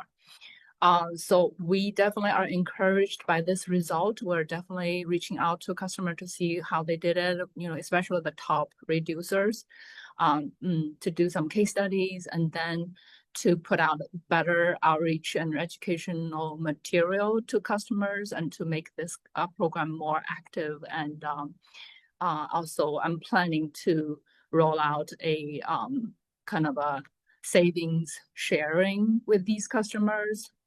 We'll set up a threshold, then we'll share a percentage of the savings as a credit to these participating customers. So how exactly were you able to get this additional measurement from the new meters? Because no, actually, Okay. I think we had this discussion last year quite a bit. We set up the meter data management system last year. That was a huge help because actually, I think at least 80% of our current meters have hourly reads. So those reads are transported into our MDM system. So we were able to use them there. We have really good analysts, and they really look at all the hourly data of these participating customers and came up with a reduction. We have pretty solid kind of how to set the baseline, how to make the adjustment to the baseline, because it's a common practice to adjust the baseline before you calculate the reduction. So they did it for every single customer participating in this, and I'm not gonna kind of sugarcoating this. Definitely a lot of people did not reduce, they even increased. So the 9 megawatt is the actual reduction, because you cannot discount the reduction by saying, oh, there's an increase on the other side, because if they didn't reduce, there's actually more increase, right? Mm-hmm. So we're just counting all the reduction as 9 megawatt. So each one of these 2,600 people who enrolled, that's voluntary. Did we implement any type of control? No, these do not include the direct control. The connected homes is direct control. So this excludes. So I get to Pam's point. I'm just trying to understand how you measured them. Yeah. Again, yeah, because so you don't know if they did reduce or they did not. We would know from the meter reads. So you would look at.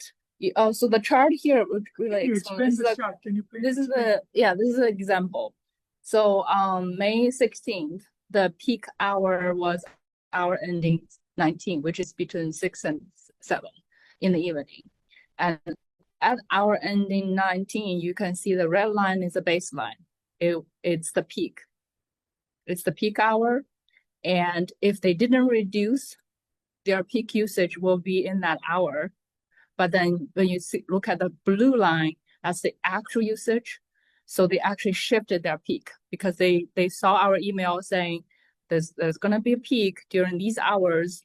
And then they reduced the usage during the peak hour, but their peak shifted to our ending 20. Customer. What? Is this one customer? Or yeah, this is one customer. This is one customer, and then the baseline is what? The red line. The red. Who is the baseline? The customer. The calculated. Yes. Baseline. So the baseline is based on the past 10 days of usage against the peak day. Then we make adjustments to the baseline. So that was their like typical pattern. Yes. And instead of the typical pattern, they shifted to earlier. So the baseline reducing the prior 10 days. Yes. So on the 11th day, you measure the peak. Yeah, the peak day is the 11th day. Right. Yeah, but the adjustment it's more involved process. The baseline is adjusted. Because usually the day gets hot, not just in one day. Usually they will get hot for a few days, but on the peak day might be the hottest day. And then the usage the baseline, the underlying usage, you would imagine that it will be higher already. So we take the 2 hours before the peak hour and then 3 hours before the peak hour, and we take the average and add that difference to the baseline. So the baseline is not the actual usage, not the actual, it's the average of the past 10 years, 10 days of usage. And then we add or subtract a adjustment to that. And so what we're really calculating is the difference between the peak of the orange and that peak of the blue. Yeah, so basically at our ending 19, the baseline is say 8, and then the actual usage is like 5.5. Right, so but then there was another peak on that day on hour 20. Yeah, but hour 20 is not the peak hour. Okay. Yeah, the peak has passed. What was the warning for that day? It said reduce electricity between what and what? Or this probably did between 4 and 8. So you don't know until retrospectively which hour. We won't know which hour. We won't know until I think it's usually 2 to 3 weeks after the month ended. And that's the challenge for the user, in that you send out 2 or 3 peak warnings a month. You're not sure which day is going to be ultimately the peak day, or even that's true for all demand. No, I understand, but just saying, but from the user standpoint, we're sending out kind of a lot of notices, because that's our best guess of when their effort will give us the most value. And so a responsive person who's trying to save money for themselves and then benefit the utility overall, would be making these adjustments on a regular basis. Yes, And so, behavior change, which is the Right. hardest thing in and the world. what I'm saying is that that's a number of times we're asking to have them to make those changes. So they really kind of need, it's not just there, I did it one day, I'm good, I get my sticker and it's all Exactly. done. That's It's part of really a the- continuous behavior that when Mhm. the notice goes out, they make the change. Yeah. So, And also, I'm happy to report out of the 12 peak hours, we predicted correctly for 11. Yeah. And also the capacity peak, we predicted correctly. so that's good feedback also. I know my house now is ground source heat pump. And so there isn't much to change. I can nudge the air conditioning set point a little bit, but other than that, there isn't a Well, lot like I to said, it's adjust. that 9 megawatt comes out of average of 0.2 kilowatt. Yeah. Which is very small.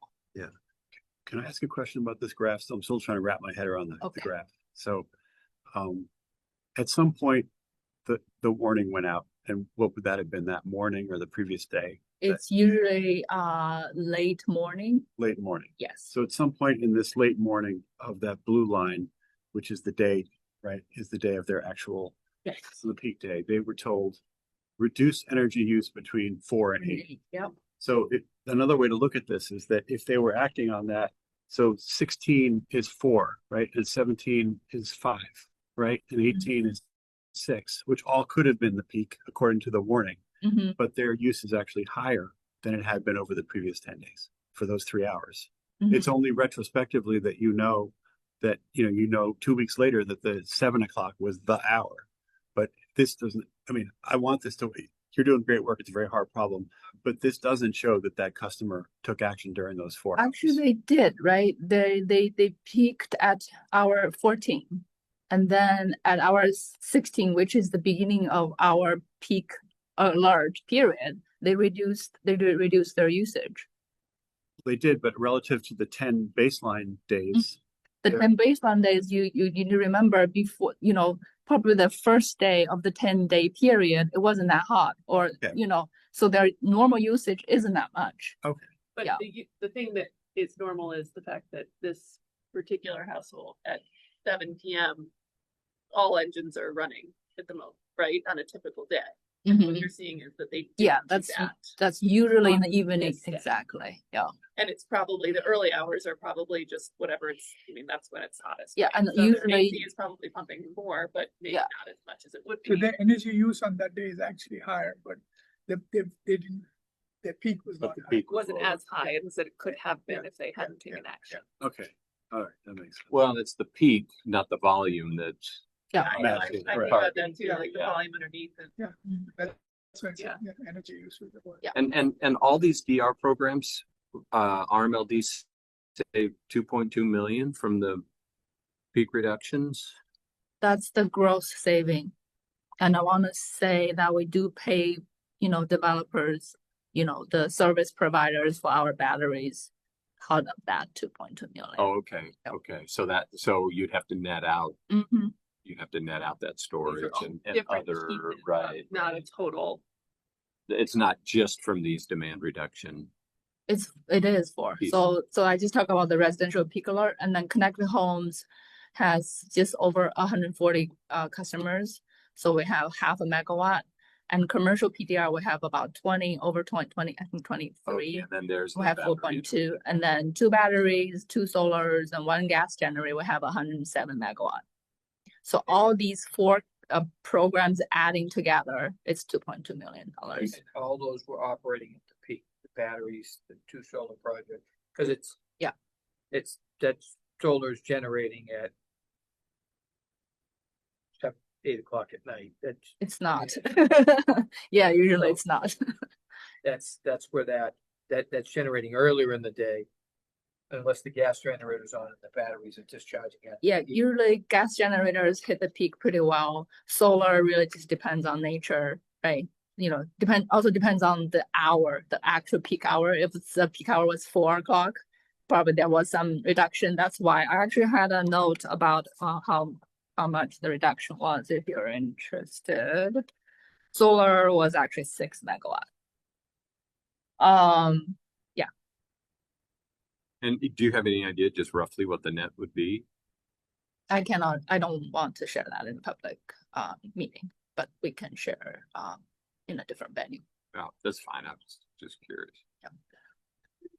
Can you share what was and this shows up in the annual report also? What was the large asset 107 megawatt? What are the assets? Yeah. Yeah, it's the 2 batteries, 2 solar projects, and 1 gas generator. They add up to 107. Yes, Like across the year, not all at once, not in one. Yeah. Peak month. all 13 hours added together. Not a single event, but all 13 peak events. So all 12 transmission. So it's not because megawatt looks like a power number, It is power. and Peak demand but is when you're power. talking over time. No, sounds like no, energy not use. over time. It's the number of it's the peaks, and power. then you add those Okay, so you single add the peaks number of together. peaks. Okay, so Yeah. 13 peaks. Yeah. So the 107 is over 13 peaks. Yes. Thank you. So of 107, if you want to know more, 7 was at the capacity peak hour, and 100 is adding each month's reduction of over 12 months. Okay, so 7 plus. Okay. Yes. Okay. Certificate retirement. So we had to work really quickly just because the Q1 certificates were not minted until July 15th, and we were supposed to send out the slides like 2 days later, whatever. So it was a little crunched. So we have an updated estimate of the certificate retirement scenarios, and we had 2 discussions in January and February. So I'm not going to go through every single one of them. The conclusion, currently we're estimating an increase of $1.2 per month for a typical customer, for average customer, if we retire 60%. What's the cash? Well, my big question is always, okay, so it's an additional cash of almost $1 million at 60%, right? If I'm Yeah, looking yeah. at total, Yeah, the total. so that's additional if we move up, it's $1 million that Yes, we technically could invest, put in the bank, yes. and put it. And the benchmark, remind me again, was 55? Is that? that's the 55, the current first gen- column. Yep. We're currently at 50. Right. And Megan, why is it different? Like, why is this significantly different from the February estimate? Yeah, there's a few things, like when I updated you in February, I had only half a year data for 2025 to begin. Then I had to estimate 2026 based on half a year of 2025. So that's one thing. And in that kind of factor, one thing that I did adjust or correct for this one was the MA2 certificate is actually lower value than the ME. The main 2 certificate is actually lower value than the CESE. So we would retire ME2 before we retire CESE. But back in February, I think I had those flipped. So that kind of played a little bit into the value that we're calculating here. But the other 2 kind of real reasons, one is our forecast for load has increased, as we just discussed with Patty's presentation. That's shown in her revenue numbers that load has increased. Year to date is 3%. So right now for the whole year, we have 1.3% of growth. So it's a little higher than the February forecast. And then the other piece is we did push ENE to give us, it's very difficult to estimate effects and CESE as of now, just because I can't even get into it because we don't have all the information, but ENE did give us a estimate of what effects in the CESE might be. Effects are kind of similar to what I had originally estimated, but CESE was lower. And then be mindful that CS's value is actually higher than the other two certificates we're going to retire. So the combination of all these factors now, we have an increase of additional cost. So effects and nuclear. Effects are nuclear, yeah. The other one is solar, so that's that. CESE actually mostly also nuclear. But then I guess there are some different factors into like even ENE, the person we work with. I think you've met him, Ken Stemler. He even told me he has no full visibility into how those are categorized until they're finally minted. So we really and they usually don't really meet those effects until the end of the year. So it's a moving target in a sense. So this is our best estimate right now. So this is only Q1. So I think originally the board wanted to make a decision for 2026 in September. I would just have to say now, by September, I won't have any new information to provide to you. So, I think you can decide when you want to make that decision. I would suggest it makes sense to make a decision in Q1 of the following year. I think there should be still enough time to if you change the retirement level, there should be enough time to catch up on the retirement instead of making the decision now with very incomplete information. Right now, we just have Q1 information. Even Q1, part of that is not clear. Make a decision in Q1 for 2020, Q1 of 27 for 2026. Exactly. Yeah, just and because the 6 month lag. We will have complete information we'll have 3 quarters. 3 quarters. Yeah, it's a little better than 1 quarter. So, in the 60%, we are not buying any RECs and would be not spending other ways in our budget about $1 million. If we go to 80%, then we would be drawing over $5 million and buying 63. So yeah. 80 is a big jump. But we can cover 60% with RECs we already have. Yes. Projected. Okay. What's interesting, I was just trying to run some numbers on the, like, for every 1% increase, it's basically a quarter. $250,000. No, a quarter, like per quarter increase in an average bill. So if you increase it 4%, it's $1. Increase it 25% or 45% to get to 100. So you want to that go is $10. $59,995? I need like that simple math kind of visual.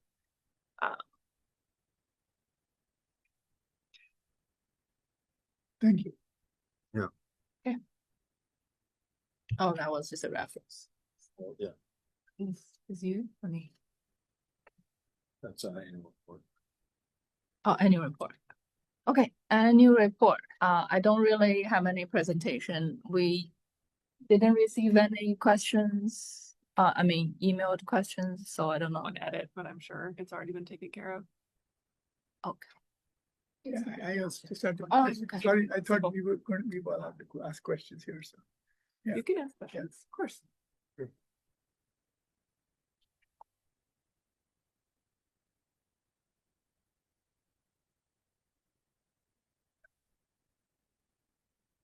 Then I was looking at the summary page. Yep. The 2025, Page 3 up to report. Yeah, page 3.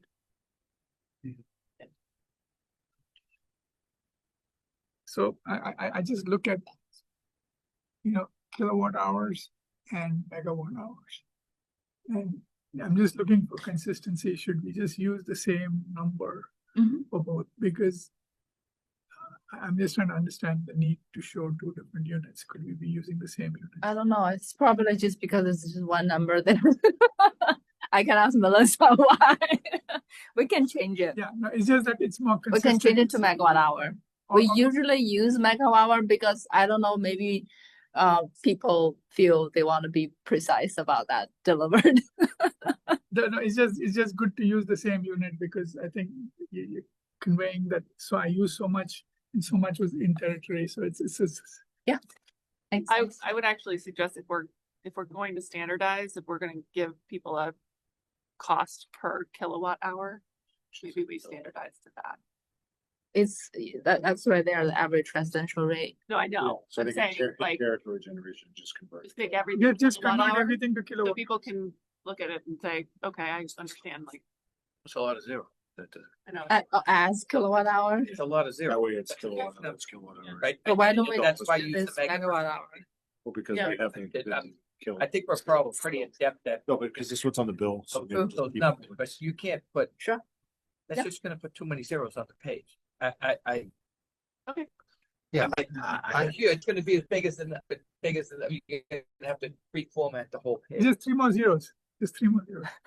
Yeah, it's- Make a decision. I don't care.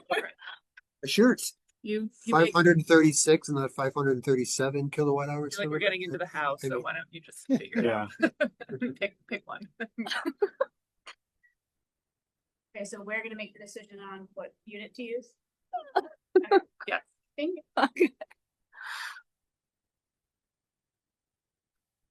Do you have No, yeah, right.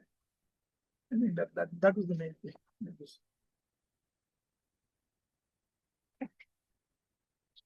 And I just had a question to understand how is the customer rating and how is the customer satisfaction, trust rating and customer satisfaction rating? How are they determined? Just to know. Yes, this was a survey we did last spring. And there are two different questions on customer satisfaction. So one is how well you trust your utility, and the other one is how much you're happy with your utility. So it's just two different aspects, So 2 separate surveys and, two separate questions. Yep. yeah. And do other utilities also do the same surveys or is it just us doing these surveys?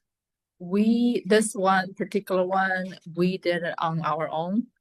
Because this was part of the segmentation study we did, because we want to understand our customer a little better. You remember I did a presentation on like the typical profile of a RMLD customer, and we had a few questions on related to customer satisfaction. Because I mean, people do a net promoter score also, like similar. The stuff. net promoter score, we did look into that. That one is more applicable to businesses that can attract new customers to have people come in, but whether Yeah, people captive, move into our territory is out of our control. It's captive. Yeah, yeah.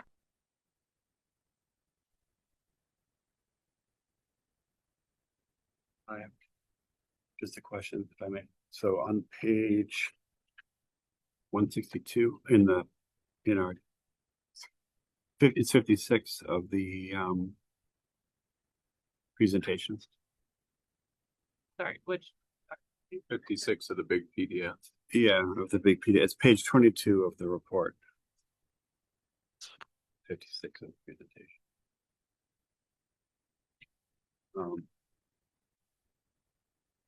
Yeah, that one up there. If you move the screen up to the pie chart. I mean, customer looking at this thinks, I mean, they don't know the nuances of rec sales. So they look at this and think, oh, there's almost no fossil fuels being used here, when really it's the recs that drive that. So like we don't have 67% plus 9%, 78%, whatever it adds up to, nuclear or renewable in our, from a point of view of rec, which is the only way that you really can claim those things. We actually don't have that in our those magnitudes of percentages. Yeah, so it's two different concepts. I know, Yes, but for the this, customer won't understand. the customer will know from the greenhouse gas emissions inventory. Well, I mean, when you have a pie chart that's that Mm-hmm. clear, and yet it does not have a big asterisk on it that this doesn't mean what you think it means. If you're the customer looking at this, you're thinking, oh, our resources are, when you add up nuclear, hydro, wind, and solar, it's up close to 80%. And this is not the case, because that's not what our recs are supporting. because the recs don't back those up, and only the recs give you the ability to make the claim that that's where the power came from. I understand the distinction because it took me a few years on the board to get it, but I just think that type of presentation, and I know we've done it many times before, is misleading. So this section is really about power supply, where we buy the power. I know. Even if the certificates were sold, that you cannot claim emissions reduction from it, but the power source is still that source. It's electricity, but when you strip away the rec, it no longer has the hydro or the wind characteristic to it. That's just how it works. This is where you bought. That's still, it's. Are you saying that still that source. we contracted 27% hydro Mm-hmm. and 41% nuclear? Mhm. Would it help to maybe add a sentence after? We have with the second sentence in the first paragraph that talks about the renewable choice. Oh, sorry, the third sentence is where we talk about how many we retired. Could we The add previous a- slide, the The previous previous page page. has the previous page. retirement. How and many also- retired versus how many Yeah, we sold? 45% retired. I'm sorry, 55%. And also I would say it's not really recs, it's certificates because. the Right, recs you're right. are Some of it's renewable. nuclear. I understand. The recs are lot of it's- renewable. yeah. Most of it is nuclear. Yeah. Sorry, can I just finish my point? Yeah. Because I know that it says it on the prior page, but if the concern is this page, just adding one sentence after the number of certificates we retired to say this many certificates were sold. Yeah. Something like that, that just reflects that particular concern. However- I don't have any concern with this pie chart. You don't? Those are our power sources. We can say what our power sources are. Mhm. I I actually don't understand think the that's. point around like the claims around. What are you trying to say, Dave? This is what we buy, but It's recs are on It's the other well page. established that when you sell the rec to somebody else, the other person gets to say, But what do you want to call it? Just phantom power? I don't think I'm the only one who's articulated this idea. I mean, it's been well established that you can't make the claim that you're using 80% nuclear, solar, hydro, and wind on this pie chart, when in fact you've sold recs for a portion of that somebody else is now taking the credit for those because they bought the right to have that because they bought the rec. It's just how it works. I mean, Just say, it says 20 purchase power by resource type. That. Oh. I- So is your concern that we should just not have this at all? Like, you don't, that would be yourself? we could, yes, because it's misleading. We don't have an 80% portfolio of wind, solar. We don't and say nuclear. anywhere else in the presentation that I've seen what our sources are. But they're not sources if you sold. but recs. I'm almost okay with the megawatt listing of the sources. If you made the table bigger, and then take out the pie chart, then you're not dealing with the percent. You can't add up the percentages unless you're saying you can also add up the megawatt hours. This is what we buy. What we sell as a business is proprietary. Right? Well, Well, it's not it's- proprietary, it's public. Yeah, But this is what we purchase. This is what we purchase, what we choose to sell and what we choose to get to 55% with. That's business. So maybe, That's yeah, the business, that's the operations of the business. That complexity level is a very, that guy knows what it is right there, right? Bob knows. But other than that, there's very few people that would understand that. And so to me, that would be uber confusing. I believe the way that this is written is it represents that we're at 55% of the state mandate by we have to sell recs to get there. We sell 50%. The only way to represent what Dave's saying is, we could have sold up to 80%, but your rates are going to go up $20 a household, right? so as we're saying, there's two different points, and it does feel like maybe we're mixing the points on this page because we're talking about giving customers a greener choice and renewable choice and all of those things. Perhaps that needs to go on a different page where we're focused on what our kind of targets are and what our potential is for claiming non-carbon, whereas this page shows this data just as these are our sources. So Not- Dave, yeah, so maybe I'm sorry to interrupt. If you go to the previous page, and you're saying I have 55%. Yeah. Rex retired. In that page somewhere, if you could mention that currently 80% of my energy comes from non-carbon sources, and I'm retiring 55% of them. That's complete information. Because that's complete. I think it's a slightly different No point, one's gonna but get it, right? My opinion, no one's gonna understand that. I think, but then I think if we take the chart, rearrange it, if we put it on its own page, or if we take making this smart shift, somehow you add a page that this is our power supply purchasing. And detail that, Megan, some way. I really think it's just taking away the paragraph around the greener choice or putting that in a different location. But I would say, so this section actually starts on page 21 and it's titled Powering an Increasingly Non-Carbon Future. So the first subsection, we talk about retirement. That's the board's decision, policy requirement that we meet. And the second section is about customers do have a choice for RMLD to retire more. Right. So Which is why I think it it's should be- tied into it. So that's But above it and doesn't feel like, I think my point is it doesn't feel like that because it's not on the same page. So just make it, that's what we make it the same page. We can make this chart smaller. sure, make it smaller. There's a lot of white space on that chart. Sure, we So can if do you that. move that over, then the whole point of this page is just specifically talking about the power sources. And so I think you can just call it building stability through targeted supply planning and show the sources. And you're not confusing the issue with the non-carbon strategies. Okay, we can do that. Would that feel better, Dave? I don't think you did. The pie chart is, everybody disagrees with me. I think the pie chart is misleading. If we bought, I know, everybody It's what we buy. it's been, Bob, you're in the industry. Hasn't the Attorney General made a ruling on this that you can't claim? No, 100%? I don't know about the check, but I think you're right, Dave. I think Dave is correct that it is misleading because it makes you seem like you're buying If you pay more first.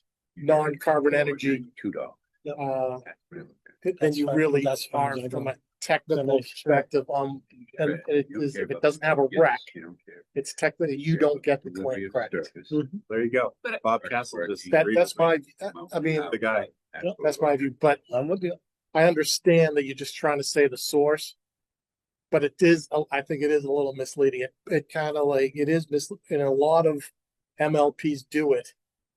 And I don't think they do it on purpose, but it is misleading when they're buying a hydro resource and they're not buying the RECs as well. Okay, okay, so that's helpful. Can we take a different approach and split? Yes, it has to. We have like nuclear sold recs versus nuclear retired recs. And you have different sources on this page. I don't think you want to, I don't think. Well, would the order of operations matter? So maybe we do this pie chart first, where we buy our power from, and then we talk about what we retire and what we claim. Yeah, maybe that's. So you can say that we do buy, this is what makes up your rate, because this is important, because this is how your rate gets developed. Yeah. Yeah. And then this is what we claim as carbon. Yeah. And make sure neutral. the page with this is just that. page. Yeah, put the pie chart first, but then explain how we're only retiring 50% of this. So then it reads like, because this right now reads, I retire 55%, and then, oh, by the way, my power supply is this, where if you say we buy our power here. Yeah, I think that's the misleading part. Yeah. So the third subsection will be the first one. Just cut it out. Cut out the pie chart. I mean, how much? I don't know. No, the- Cause I feel like it also I don't misleading. understand where we get our- 100%. How we get of our power power. from. Well, you get that. And then it's on 100% of RECs and just. That easier to add. That's misleading the other one. And get It paid. is. And then I think that I like your simple where you start with the. Just saying we're buying Yeah, this. and then what we retired. We have to understand different source of supply. Yeah. It's not obvious, easy. Yeah. Like, We just move the last. Oh, I understand, the base is the same, but if I wanted to be. Say, why aren't we less. 80%, why aren't we 80% committing resources. This is where we buy it. It must come from there. But if you look at our chart, we'd even have to buy more certificates to reach 80%. So there's things. Yeah, I like reordering it from saying, yes, we buy our power here, but only so much of it we can claim as a resource. And that tells the story. That tells the story, I think, in the right way. But I understand where Dave's coming from. It's an easy thing to add up 5 numbers and get to 80% and say, oh, well, if we're buying our power from these sources, how come we're not? That's retiring not the intent. I want to kind of. I know, I understand, but it's a Yeah. simple thing to add 4 Exactly. numbers and come up with 79%. And so why aren't we 79% retired? And yes, it's a business decision because that means we're not gaining economic value from a certain amount of money. But it's also not everything comes with a certificate, and therefore we can't claim the renewable energy aspect of it. Right. I mean, really, it's not to claim the renewable or the non-carbon. But that's how it comes across. But it's Yeah, easy. for treater. That's why I think if we do the order of operations. Yeah. Yeah. where we say we buy our power from these sources. And However, then- we only, because of XYZ, which we say here. Yeah. We retire only 55%, so we're only 55% carbon neutral. Right. We're 50% plus renewable choice. That's. Can I that's ask how about it- But I agree with Dave. Keep the table of where we buy power and have it be power terms. And not to put the percentages on, because I think it's still easy to say. So my That's- marketing manager will argue with you. It's way easier for people to see the percentages than see the megawatt hours. And That's that's the sir. problem, is that That's- it's easy to come up with the wrong answer by adding 4 numbers together. But they can come up with the percentage the math. themselves, Do the math. I get it. but that's not user friendly. So that's, I'm, And I think that what you're hearing from some board members is we don't want it to be user friendly because we don't want people to make the wrong assumption about. Well, it's not a wrong assumption. No, I don't want to, I want it to It's be not a user wrong friendly. I don't want to assumption. It's mislead what you're people. buying. That's what you're, I that's guess, the I got you. percentage I of got what you. you purchase, right? This So conversation, can I just say, I've been on the board 15 years. The same discussion happens every year. There's been opinions on this. Bob Castle, who's a leading expert in the field, just agrees that it's misleading. Like, let's look at the hydro. Of the 27%, how much of that have we retired RECs and how much have we sold the RECs? Of the- really have. Okay, so then that should say 14% or whatever the correct number is. Well, that's. Because that's the only that's part not that what we, this pie chart is it's for. the only part that we can. Which is why I'm legitimately- saying like that my thought is then you show hydro, half of it's like hashed and the other half is full. Right, because or no, one of them not is even a out, hash. we don't- Just put the percentage that we have. How about we do this? Rest If of it. we just show the It's- pie chart instead We of bought somebody else's percentages. pollution. but as They megawatt bought hour. Hydro.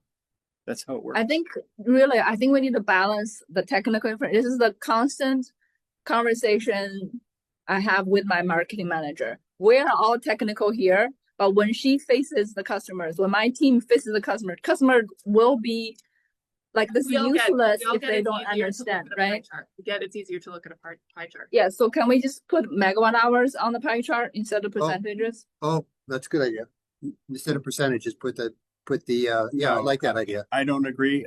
I just want to say what I think it should be, and you can tell me, you all can say otherwise. 41% nuclear is legitimate because all of those are retired, correct? All of those. Pretty much all of Those are two. Okay, so that's is it not all of it?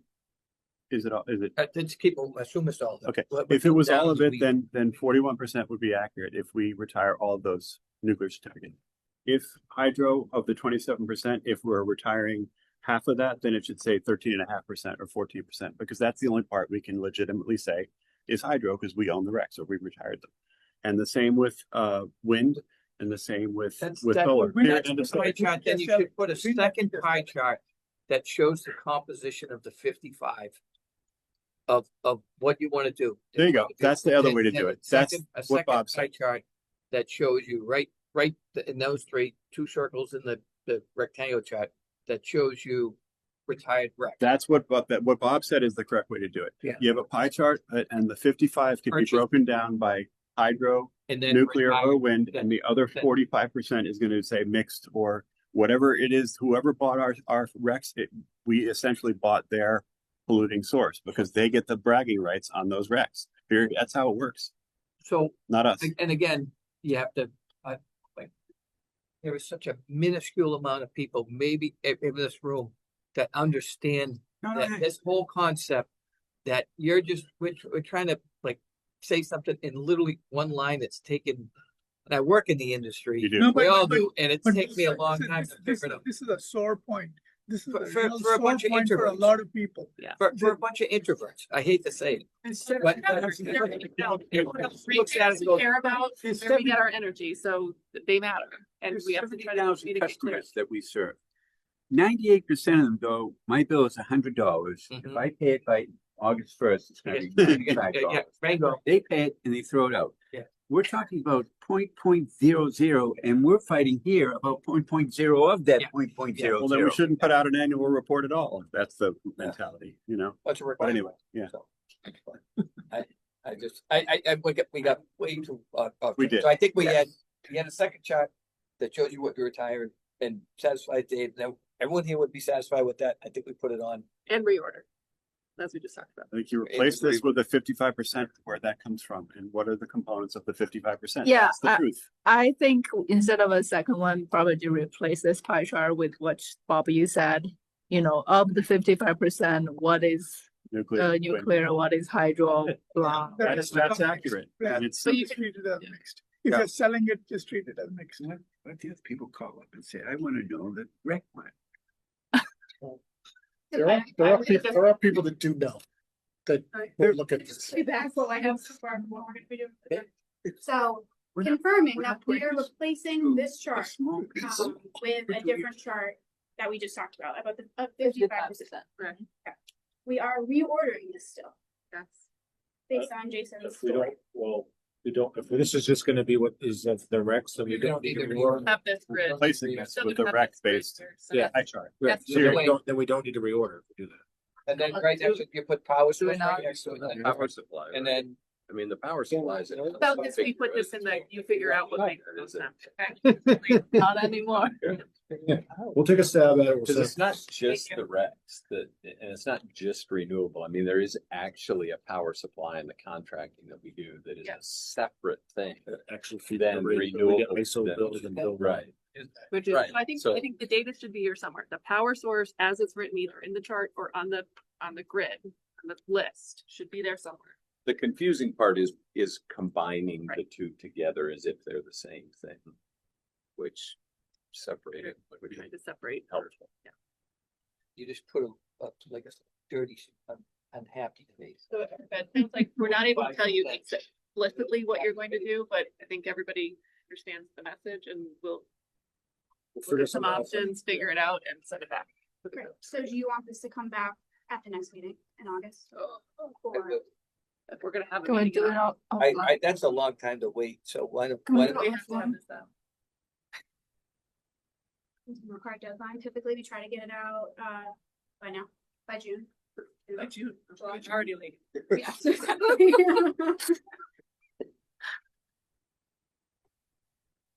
how about we circulate a one-page revision? Can we do that? We can't comment on it. So I don't know. how it- So individually can send comments back. Then we still have to bring it to a meeting, because then We have to vote on it. We could do a noon time meeting, and then that way it gets it out quicker. or do you just want it August? So it's a long put time. it now. Guess what, I thinking of this through, make it easier for everybody is. We come up with what I think works, we get it out well in advance of the August meeting, any individual. Feedback comes back to us that we can be prepared to talk about in the August meeting, to keep the August meeting as short as possible. But so then we're gonna vote on this. Are we voting on this? Yeah. In August. If we wanna do a noontime meeting and try to sooner, I don't know if we want to, not one to try to keep adding meetings. The August meeting's early, it's August 11th, that's only, Could- that's only 2 weeks, Yeah. 2 weeks away, 2 weeks away. I think having a meeting in between is saving us a few days, it's really not.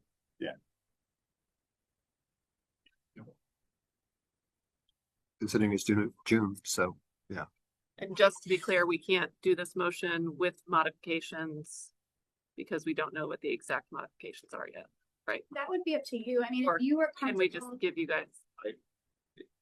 Are you Just okay put it with? the August 11th meeting. We're having a meeting August. anyway, right? I don't, because we're gonna take a guess at what we think is gonna be the best foot forward for this, I would say I'd rather wait to do the motion It's until 3 weeks. It's 3 weeks. from in the- 3 weeks. I'd rather get it, and that way we know what Okay. you're, because if you do that now and you don't like what we get back, Measure once, cut twice, right? Oh. Okay. All right, we got a couple quick ones to through, hopefully. We've got approval of meeting minutes. Motion, We're on 8. meeting minutes. 10. Okay. Move that the RMLD Citizens Advisory Board approve the following 2026 open session meeting minutes as presented on the recommendation of the General Manager and Board Secretary, June 16th. I second. All in favor? Anybody want to read? Sure. Move that the RMLD Board of Commissioners approve the following 2026 open session meeting minutes as presented on the recommendation of the General Manager and the Board Secretary, Second. 16th. All those in favor? Motion carries 5-0. Travel approval. okay. First up, is my travel to the PERMA, which is our insurance carrier, the public insurance carrier. They have an annual membership meeting. It's down at the Seacrest, which is in North Falmouth. It's a couple day meeting. So just looking for approval to go down there for September 24th to 25th. Any discussion?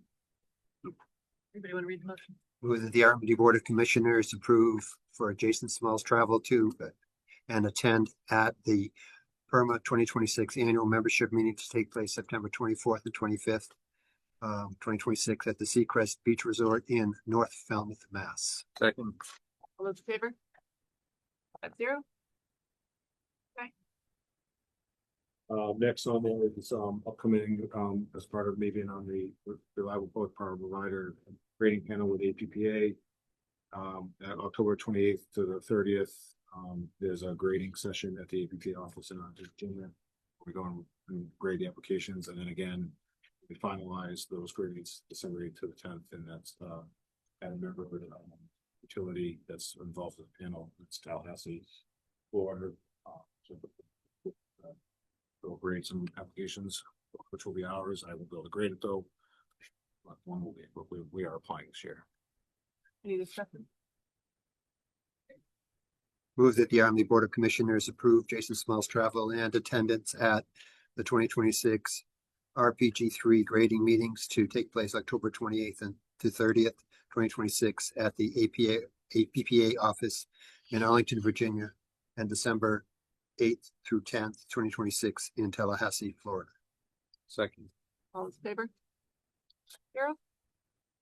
And then today, also more just the last minute adjustment, the email actually came up this morning for the managers meeting that's in September 17th to 18th in Plymouth. Also, commissioners are welcome to attend that meeting. So we put on 2 motions, one for myself to travel to that meeting and for any commissioner that would like to attend. Discussion?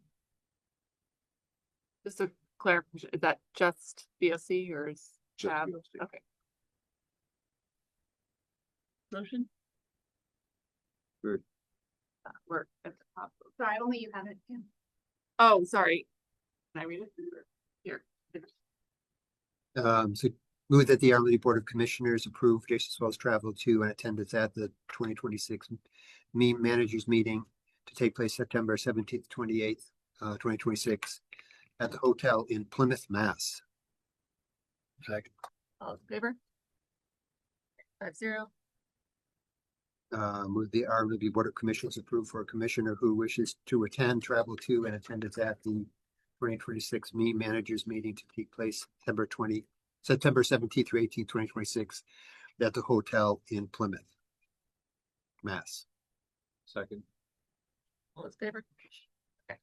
Just on that one note, even though the email came out today with the actual information, hotel rooms were hard, and at least in the block, the hotel is probably the block was limited. So if you do make that decision, I recommend doing sooner than just let myself know, because I have to let you know who's roughly who's attending. So if If you're 50-50, but you think you might attend, just let me know anyway, so I can let them know. That get sent to us today? Yeah, no, it just went to the GMs. Oh, for the okay, meeting so you'll thing, forward but us the information. yes. That's for.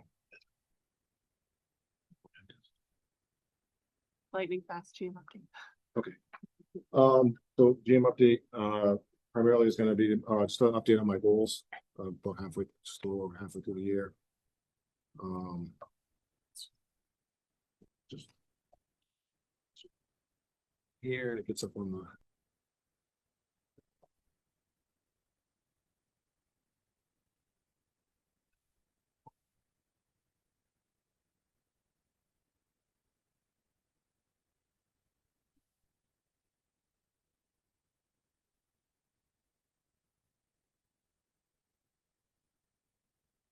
Trying to make this a little bit more like a kind of a dashboard than a full-blown update, but anything in blue has been completed. Green it's in progress. We're about to start, but is no danger of not being completed by the end of the year at the moment. And then yellow is there's a good chance we can get it. I can get the department can get it done by the end of the year, but there's some chances it might not. So the review, which is a stretch goal, so we kind of when I put this in there, it would be type was review employee review process, communication, improvements. It's only yellow because I haven't started. I fully expect to have that done before review time, before the end of the year. I've been working with Susan HR, and I do believe that's going to get done, but I felt like putting in yellow just where it hasn't started yet. And then one of the other ones is another stretch goal is around the refine and implement strategic plan. Same thing, hasn't been started yet. So but I do expect to try to get that done by the end of the year. It's just where I haven't started. It's July. And then the next yellow would be the reliability target goals. Our reliability metrics through June are a couple of them we're definitely meeting. One is it's questionable to date that it could improve before the end of the year, or it could get worse. But right now it's possible we might not make it. So that's why it's yellow. And that would be the Katie. But I did look at some of the data, and there's some data in there that we need to just double check on the durations, and I think that number is going to go down. So I think we might be okay. Then the rate classes and review rate classes, that's yellow just because we can't start that until the cost of service study is complete. But I expect to get that done. We expect to get that done by the end of the year. And then the last one is around the ERP RFP. I put that as yellow because this will tie into why we need an August meeting. So we've, as Patty mentioned, we're in the RFP process to get a consultant in to help us develop that RFP and work through the selection process and implementation of the new system. We're going to interview those candidates in the first week of August. We're looking to come August 11th to get approval to award that to whichever vendor we think is the best fit. And then based on their timelines that we saw in the proposals, it's going to be real close to the end of whether it's December or January, February to get that RFP out and awarded for the actual system. So therefore, that's why I put in yellow, but it's in the best interest of RMLD to have this consultant help us through this process. So I am perfectly okay if we hit January or February with that, if we have the right consultant and go through the process and get the right system. But I just wanted to be clear that that's why I put that yellow. Any questions?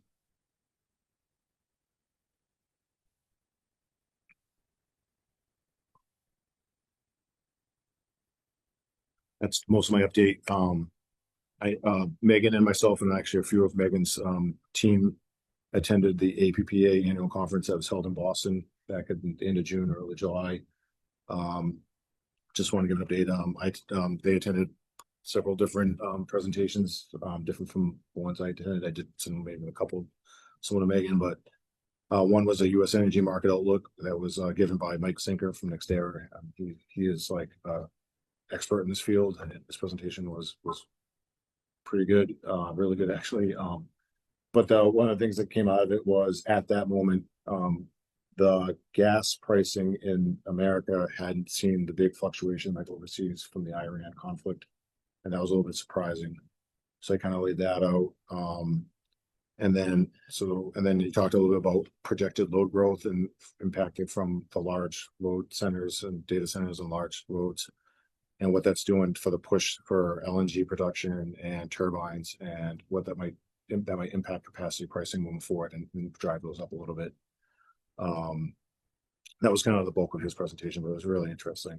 And one of the other ones I sat in on was some evolving demand side management, which was presented by MWEX Connected Homes, Zoe, who runs the Connected Homes program, which we participate in.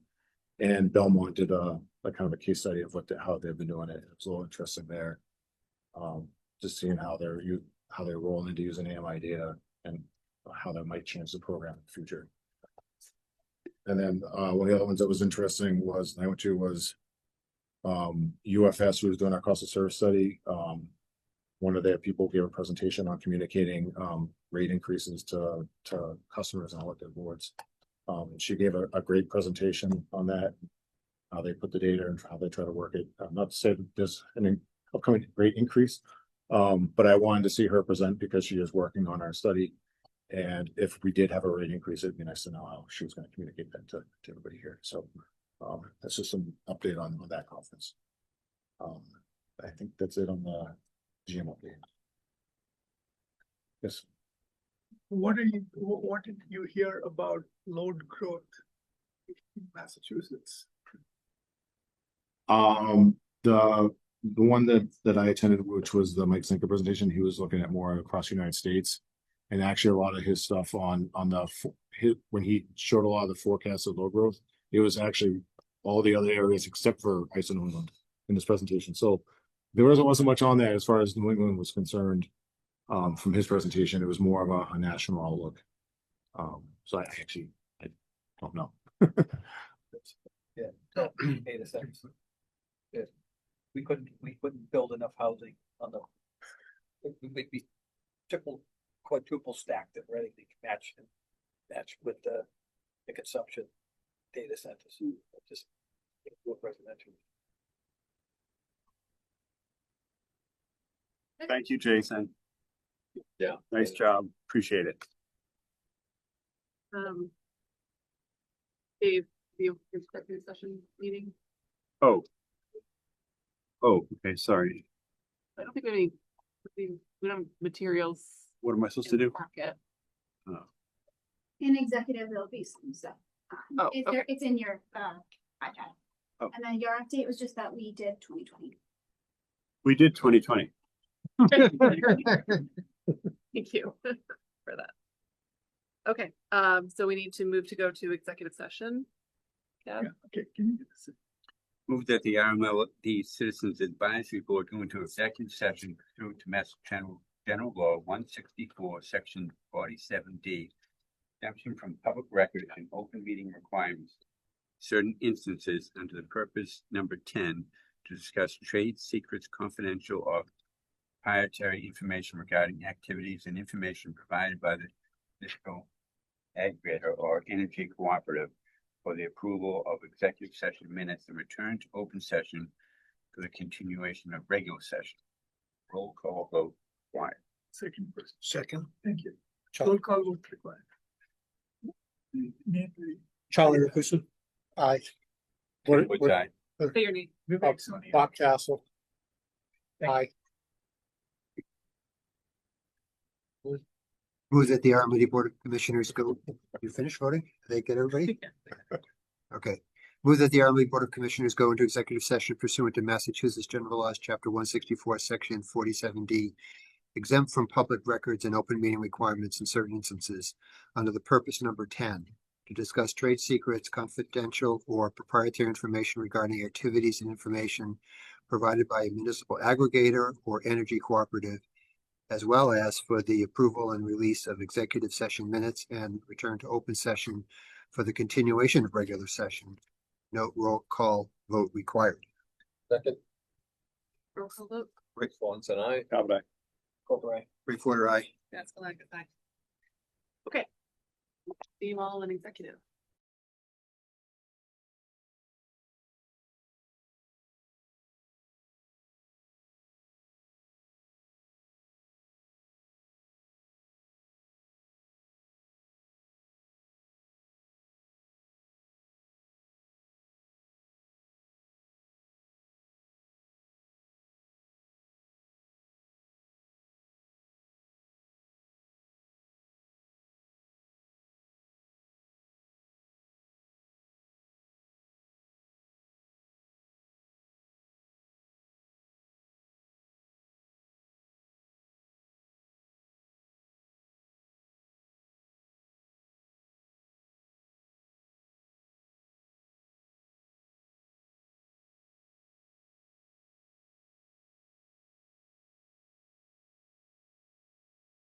Back in session for topic 15.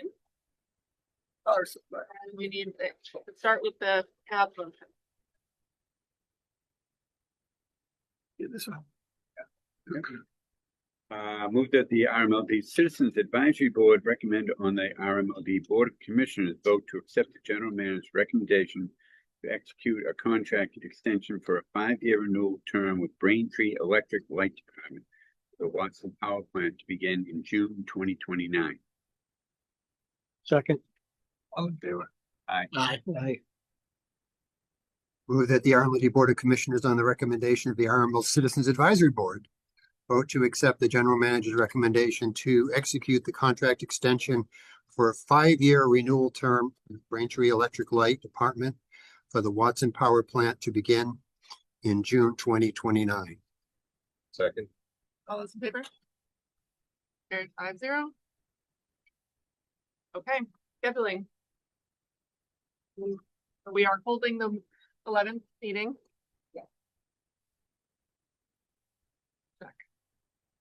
Do we want to do it at the same time?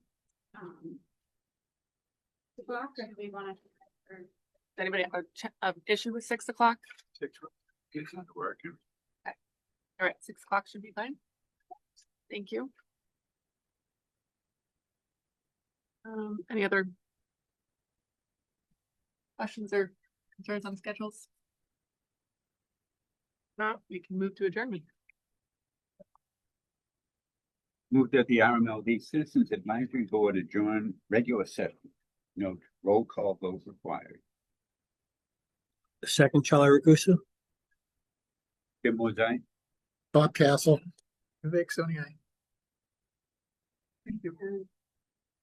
Move that the RMLD Board of Commissioners adjourn regular session. No roll call vote required. Second. Swanson, aye. Boulder, aye. Talbot, aye. Reporter, aye. Night.